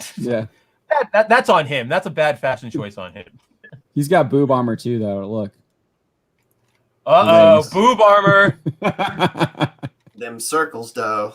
I think you're right, Don, because here's the rest of the Thor core. With good old-fashioned Masterson going 90s style. Let's go kick butt. I'm with you, pal. Let's go kick butt. And then I'm going to go get a pizza and go do some BMX tricks and then get mad at my stepdad. We got a $10 super chat from Foulball Productions. Hail, John F. Trent. I'm on Bounding into Comics almost every day, and I constantly use your articles for reference and videos. Thank you for all you do, and keep up the great work. Thank you, Foulball. Really appreciate that. Man. Yeah. Glad that you find our articles informative. We really do. We're glad to have you. It's Dark Oak Thor, the Thor from the future. Oh, is that his name? Yeah. I like that. That's like a very futuristic name. I love those old dumb future names. Is this guy Nazi Thor?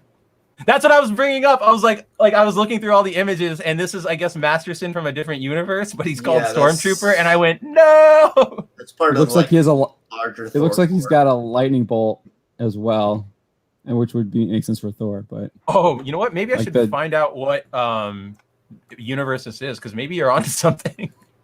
Yeah, because maybe that actually is Nazi Thor. Oh man.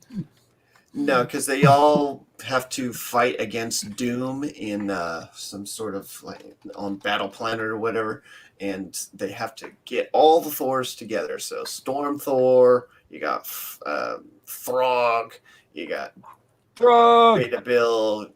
Beta Ray Bill. Then you got Masterson's son. I think it's Eric. No, not Eric. This one, because he's saying dad. Yeah. Oh yeah, that looks like him. Yeah. So if it's not Masterson, it's going to be his son, who is Kevin Masterson. That's his name. Thunder Strike. Yeah, I think he just picks up his dad's name, right? Yeah, pretty much. And definitely not even anywhere near as cool as his dad. No. I also want to point out that he literally Eric Masterson isn't Thor. He calls himself Thor, but he also is Thunderstrike. He has his own. It's his own moniker, yeah. Yeah. Which is like it comes from the same place, but it's not. I think because he transforms into Thor first, and that's when you get him all bearded and stuff, and then he I think Thor comes back, but he's like, you clearly proved yourself as a warrior. Here's your own hammer and your own identity or something. But right, just like Better. No, it was in the comics where Masterson was actually Thor, because Thor was trapped by Mephisto, or his soul was, so he inhabited his body. Everybody runs afoul of that guy. Yeah, and eventually he gets Thor back, or at least his soul. It's his world. They become two separate entities at that point. Oh, so it definitely looks like this is actually Nazi Thor. Here are the Nazi Avengers: Iron Cross, Deadeye, the Swords Master, SS Agent, Pincer instead of Spider-Man, and then Overman, and a few others in the back. I think it's supposed to be Wonder Man. Oh, Wonder! Yeah, you're right, Wonder Man. Yeah, it's Wonder Man. All the stripes are just like SS's across. That's so ridiculous. That's so gaudy. The Swords Master. Yeah, Sword Master. Is Deadeye's Hawkeye? Who would the Swords Master be? I'm pretty sure that's just his name. Like his name is Sword Master. No, but like who's the? That's what I mean. Like I'm pretty sure it's just Sword Master. Oh, okay, yeah. Or Swordsman. I think it's Swordsman. Right, yeah, Swordsman. Yeah, okay. I saw something else here. Just Delightful had a question. Anyone know what is up with Chewbacca? His website hasn't had a new post in 3 months. Yeah, he said he was retired. And he said that after Gina Carano was fired, he didn't feel like he was going to be able to change anyone's minds if they weren't changed already. Mm-hmm. It's not wrong. At least on that particular issue. I feel like everybody's dug in on their side. Well, I guess mostly the other side is dug in because they're the ones who are wrong, but... Rest for Game is saying... Gina did nothing wrong. She did not. I don't know why I didn't forced to list all of your privileges and having to read them aloud to a Zoom chat mosaic of your colleagues. I would quit. Yeah. If I would ever be subjected to anything like that, I would leave. I would leave the training. I would take the consequences because that's just to get you to, it's a struggle session. Like John and I have used that term like a billion times in the last 2 weeks, but like, that's what it is. They just want you to feel bad about existing, even if those privileges don't help you, right? Like it's the same logic where they'll shame a white homeless guy just because he's white, because you have white privilege and power, blah, blah, blah, blah, blah. And it's like, is that like you are a 20-something millennial black kid on your iPhone because your parents bought it from you, saying that the white guy who can barely get by and is like struggling to feed his freaking dog is more privileged than you? Get out of here. Like, no, I don't subscribe to your newsletter. Yeah. Yeah, I mean, you got to do what you got to do. But I agree with Spencer. I would leave that job as well. And then I don't know what your faith is, but God will provide. Always important, as well. So you want, he will. Yeah. I totally believe he will. Restogram says Overman is Ubermensch in German. Oh yeah, we know what that term means, but John was asking who his like regular counterpart was, like in the 616. Yeah, who was he supposed to be? He did. I see. Once you said Wonder Man, I saw it. Like, you can see it, like the glasses and the colors and like holding. Yeah, Just Delightful says, "Oh wow, thank you for the update. Thank you for all the work your team does. For asking you guys think for us. Yeah, no problem. Hey, we haven't had a lot fan. lately. I feel like I haven't seen it a lot lately. I think we deal with it a little differently than some of our colleagues, and that kind of differentiates us from most. Yeah, I basically tell those people to like F off, and they do for the most part. Yeah, we the ongoing attempts to cancel us are some of the most hilarious things to watch. So I don't tell them to F off. Yeah, Don. I was gonna say Don definitely has a different approach. I definitely tell him like, go pound sand. If you've seen some of my if you've seen some of my responses to some of these people, there was one guy I totally like misunderstood what he was saying. I thought he was referring to us, and he was referring to the people in the video. Sometimes it can be hard. Like I get that you guys like you're talking about the people in the video, and I'm just like, are you talking about us? And this one, it definitely seemed like he was talking about us. So I responded to him, and he was like, I wasn't talking about you, and I was like, oh, and then I apologized because I was wrong. I was in the wrong there. So we got things set straight. Whoa, you mean you apologized because you had a valid reason to apologize and actually felt bad, and not because you were worried about whether you looked woke enough? I'm not following. I can't handle this. Right, and I knew that this guy would like this is what you said. You never apologize to SJWs, never. No, because they don't want a real apology. Right. They just want to have that. They want to have that power over you. Yeah, blood axe. But you do apologize to people who like actually will accept that apology. Like mercy and forgiveness is something I believe in. Oh yeah, so, absolutely. Yeah, I'm going and like I know that I know I like do wrong. So I'm going to apologize when I know I've done that. I recognize that. You be an adult. He's not going to double down and say you're all incels. Dude, this guy looks like. Dude, I love the way that this is. I love the camera angle and how he's framed. Just like with the guys in the background, he just looks like so much more monstrous and huge. And like everybody's kind of scared of it, and like it gives you that sense that like something is wrong here. Yeah, which like, is like this guy. Saying, like, something's real wrong with him, Lieutenant. He changed as soon as he picked up that blasted axe. You don't even need to have the dialogue to know that, though. You can see it. Like, yeah, you could. You could put this right into modern Marvel, where you just look at the art, and it could probably communicate that right across. But I think this is like the opening page, so it's continuing the story from the last one. So it's just that kind of dumb, like he did this last episode. And I like that though. I do like that Marvel does that. I thought that's something that Marvel. That's something that only like Marvel really does. Yeah, did. Now DC does it, and now it's like the first 4 pages of your book are going to be a recap of the last one issue. I don't like that. It's really annoying. Like it's super annoying. It's cheap. I mean, I don't really read anything now that whatchamacallit is over. Metal is over, or Dark Knight's Death Metal is over. I don't read anything that much, but when it does happen, you notice it because you're just like, "Where's my new story? I don't care. I know this. I can go read the old issue." Yeah. Like I did see something that might get me back. I saw an Aquaman announcement, and I think they brought Dan. I think Dan Jurgens is doing Aquaman. Oh, he's coming back. Ooh, then that would be. I saw that, so I might check out what he's doing with Aquaman. He's just doing one of the 80th anniversary specials. Oh, it's just a special. So he's gonna have one story in it, and then it'll be everybody else. All right. Well, no, then I'm not going to do anything. I might get this back. You can have stories from Dan Jurgens, Jeff Johns, Brandon Thomas, Chuck Brown, Stephanie Phillips, Michael Moresi, Dan Waters, Jeff Parker, Francis Manipul, Becky Cloonan, and Marguerite Bennett. That's pretty decent. It's not a bad. I mean, the big ones they have. DeConnick's not doing one. No, DeConnick's not doing one. Simone? But like, is she still writing Aquaman, or did she get kicked off? They're not invited. No, they're just not invited. They're not worthy. I guess they're not. They haven't proven themselves to appear in the 80th anniversary special. I'm surprised Abnett isn't on there because that dude's Aquaman.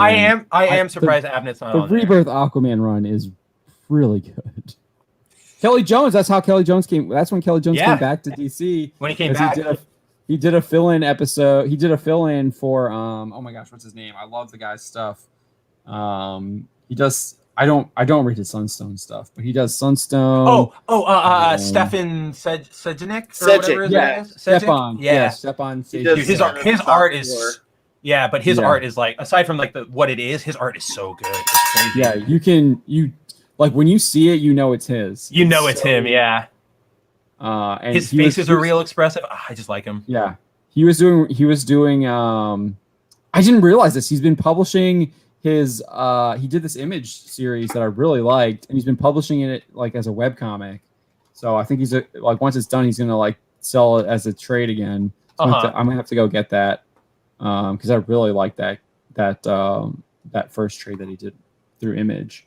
But yeah, so Kelly Jones came in and filled in for Stagia because I think he was having issues, and then I think they dropped him because he got busy. He was doing other things. But yeah, because Kelly, they brought in Kelly to do the horror part of it, where the guy who took over from Aquaman like becomes like this like crazy like demon beast. deep infested weird monster. I remember that. That was cool. Yeah, it was cool. It was Kelly. It was right up Kelly Jones because Kelly Jones is like he's so like horror. the Bernie Wrightson like Air. Yeah. So because like Oh my Kelly, I gosh. like him. Kelly talks all the time about how inspired he was by Bernie. YouTube me's I can see it. I didn't know Stefan did the old Witchblade. Wow. Lori Light. Oh yeah. What? We know. That no might be longer something allow report. white reporters for interview Or as wow, dude, that's So illegal. so How's that it- not illegal? Because it is illegal, but she did the Kevin Feige thing and tried to cover her tracks today. So she made that announcement yesterday. I'm only going to give interviews to Black and brown journalists, and a bunch of the city press corps was like, That's the Brie Larson thing. yeah, it was. Yeah. And so a lot of the Chicago City Press Corps was like, you can't do that. Also, like, those reporters are kind of busy right now. Do you want your story? Like, do you want to be interviewed? Do you want to talk to us? Because otherwise you're not going to. And then everybody was like, this is wrong. This is racist. And so today she came out and she was like, I meant I would prioritize them. Okay. That's what I didn't say only. You guys are Totally about Brie this Larson. is so That's the racist. total You Brie guys, Larson you thing. guys are trying to like harangue me. This is racism. Like, I'm not going to stand for this just because I'm a black mayor. And I'm like, oh my Wow. word, go away. Like, she is an awful mayor. I want her gone. It's awful. Jeez. All right, I think we're gonna end it there. That is like the blackest of black pills, and that's how we're gonna end it. It is 12. Swallow it It's whole. about 12:40 Eastern time. I think that's how we're gonna end this show. So we'll just go around the horn now, and we'll start with Don. What do you got in the cooker, Don? I've got a cooker. I got a story that we originally published in 2019, 18. Yeah. But Yeah, post Endgame, I think, right? you know what? And it's from What was him. it? It's from Don. Endgame and Infinity War, they were kind of like the homecoming game and the homecoming dance when I wrote these pieces, and I was the cheerleader, and now we're You're at the pep after the rally. dance, you know? And we got the Yeah, he- boyfriend in the car, and things Oh, are very no. disappointing. This analogy is going So great. now I we actually got a really piece like coming it. out showing how Ugh. disappointed we are in the things that are going to be coming from Loki. So look forward to that. Wow. I just want that to happen a million times. Just Oh. give me an episode of Owen Wilson saying "Wow" to everything Loki says. Yeah. I'm the son of Odin. Wow. They censored this comment. YouTube automatically censored this comment. Which one? The blackest of black pills, indeed. Dude, YouTube is being I just- really What is weird. YouTube doing? I can't track it. I mean, I get why they censored this one too, but that's probably because he said dumbass. But I don't. If they can put that on that 70s show, I think it's okay for YouTube. Yeah. Yeah, I'm actually really looking forward to that. Don has been doing some great work. Yes, absolutely. What was the? Oh my gosh, it's late. Oh, Jim. We go through so much. It's his Jim Henson stuff. Yeah, the Jim Henson one. Yeah, you did a really Oh, good job. and there with the he Jim just said it. Henson Are you lag? I think that was a lag. No, you No, said yeah, Jim that- Henson, and then I said Jim No, Henson. I in heard my Don say ear. it. I Oh. heard Dawn after I said it, so I was like, "That's weird." Is that a lag? You guys said it like at the same time. Oh, weird. Don said it like right before, like pretty sure about at the same time. All right, yeah, so that was really good. So look forward to that. I'm looking forward to that personally. And yeah, go check out that Jim Henson one if you have Are you it. still doing your word of the days? Yeah. I just gotta find it. No, I keep all my videos in another drive, and since I moved things around, I can't find the drive. Oh no! So oh no! Such is life. Got to pray to St. Anthony to help you out. That really is how it always goes. Clean your room. room. No, I can't find You it. cleaned your room and you cleaned your room and you lost it. You got to take some advice from the Red Skull. Dude, you need to listen to the Red Skulls podcast, okay? That's really going to turn your life around. Hail lobster. No, Mark, the reason why you can see the Hail chat is lobster. because I showed them. It hides it, but then I have to hit show. Yeah, we have to hit it, show it, and then it pops back up. But it's like hiding them. It hid those two. I don't know why. It's weird. All right, Spencer, what do you got? I know you got a lot on your plate. Yeah, so first of all, as always, thanks for hanging out, guys. Wednesdays are super fun. I'm glad I got to be on this stream because as everybody in the chat doesn't know, today the internet in my area was out literally until about 40 minutes before the stream started. So with that, I do have a lot on my plate. We've got a Conway article. I'm probably going to have to write something about the Berserk author, but obviously, check me out every day on Bounding Into Comics, along with my Superman and Lois. Yeah, with my friends here. I've got a Superman and Lois review coming down, Demon Slayer review coming down, and the anime video is still in the works there. Don't worry, Roof Korean. But that's what I've got on my deck. So hopefully we can get Superman and Lois by next week, at least Monday, because it's already Thursday, and can't believe it. But hopefully we can get the others to you by next week, and also maybe over the weekend. We'll see what our schedules have. But yeah, keep coming back to the site, check us out, and we'll see you next week.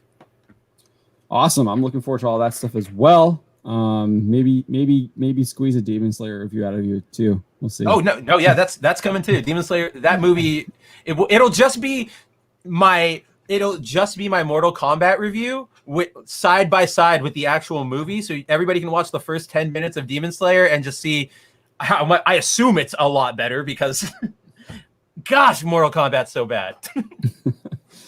As for me, I still have the Trent Report going on. I haven't done anything in a little bit. I've been just kind of it takes a bit. So I just haven't. Nothing's really like caught my fancy either. But I don't know. I don't know.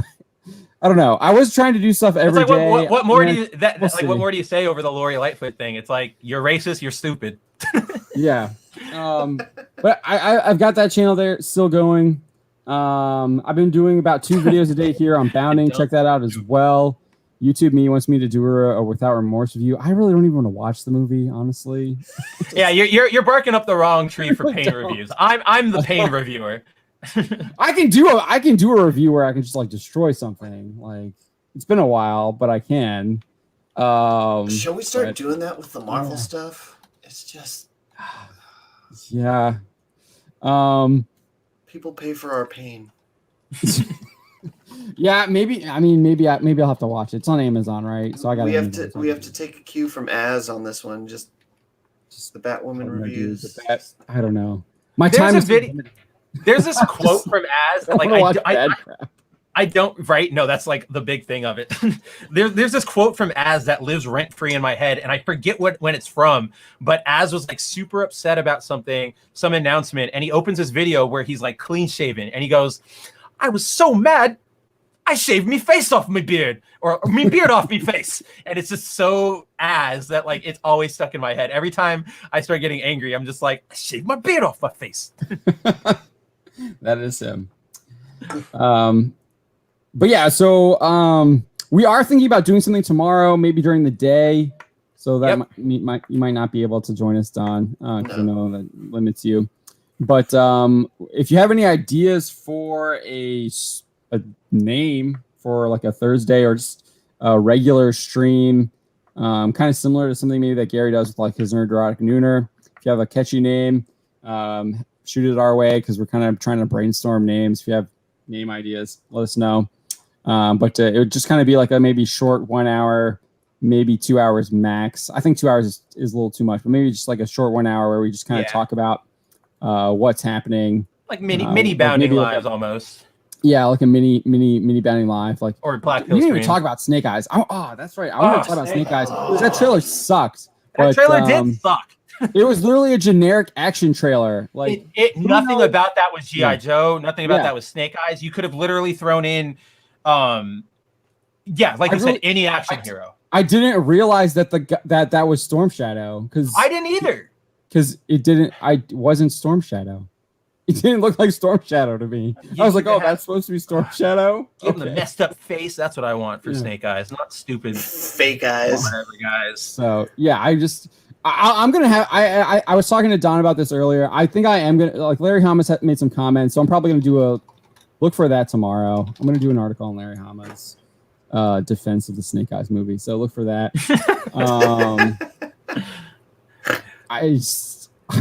I don't know. I don't know. That just sounded really funny. The way you said it was just really funny. I'm not a huge Joe. I'm not a huge Joe fan. I like G.I. Joe, but I'm not a huge Joe fan. But like, I know what the G.I. Joe look. I know what the G.I. Joe look. I know what Snake Eyes and Storm Shadow look like.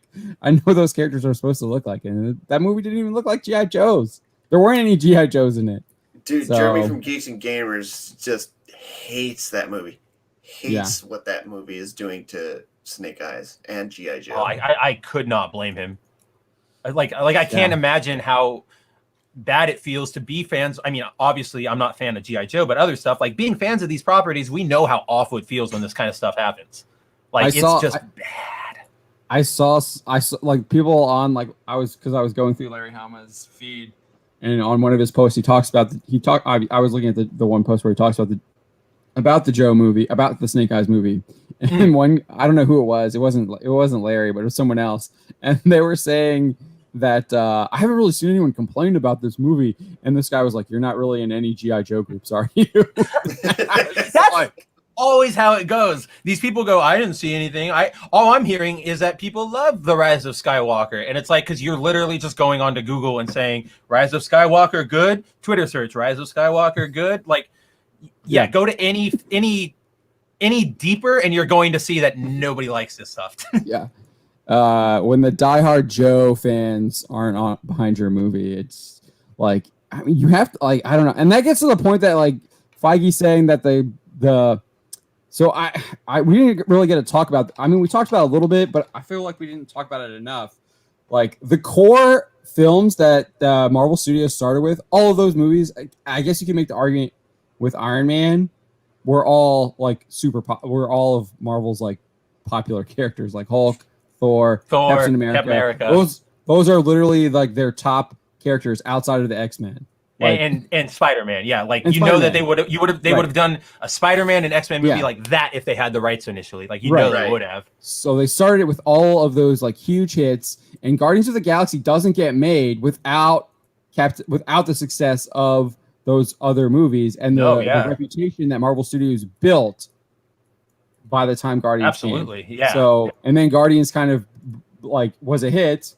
That was their big swing. That was their opportunity. Like, we got some good solid ones behind us. This is our chance to experiment with this one. Let's see what happens. And it could have gone awful, but it thankfully didn't. So we got a good movie out of it. Right, and that was after like 2 Thors, 2 Captain America, 2 Iron Man. They played all of their safe hands, so they were feeling feisty. Yeah, I think that was after the first Avengers movie too, wasn't it? With the guy from Troma. Yes, I think you're right. Yeah, so that's what I wanted. We didn't like. That was my big bone with Feige, and then after obviously they had Avengers, which is insane, built up all that good rapport. Then they were able to like, okay, let's give us like the Guardians of the Galaxy.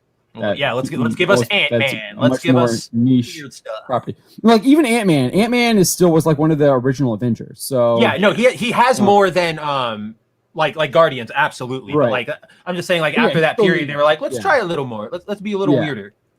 Yeah. So, but like Ant-Man is still one of the original Avengers, and he has like huge like storylines with the Avengers.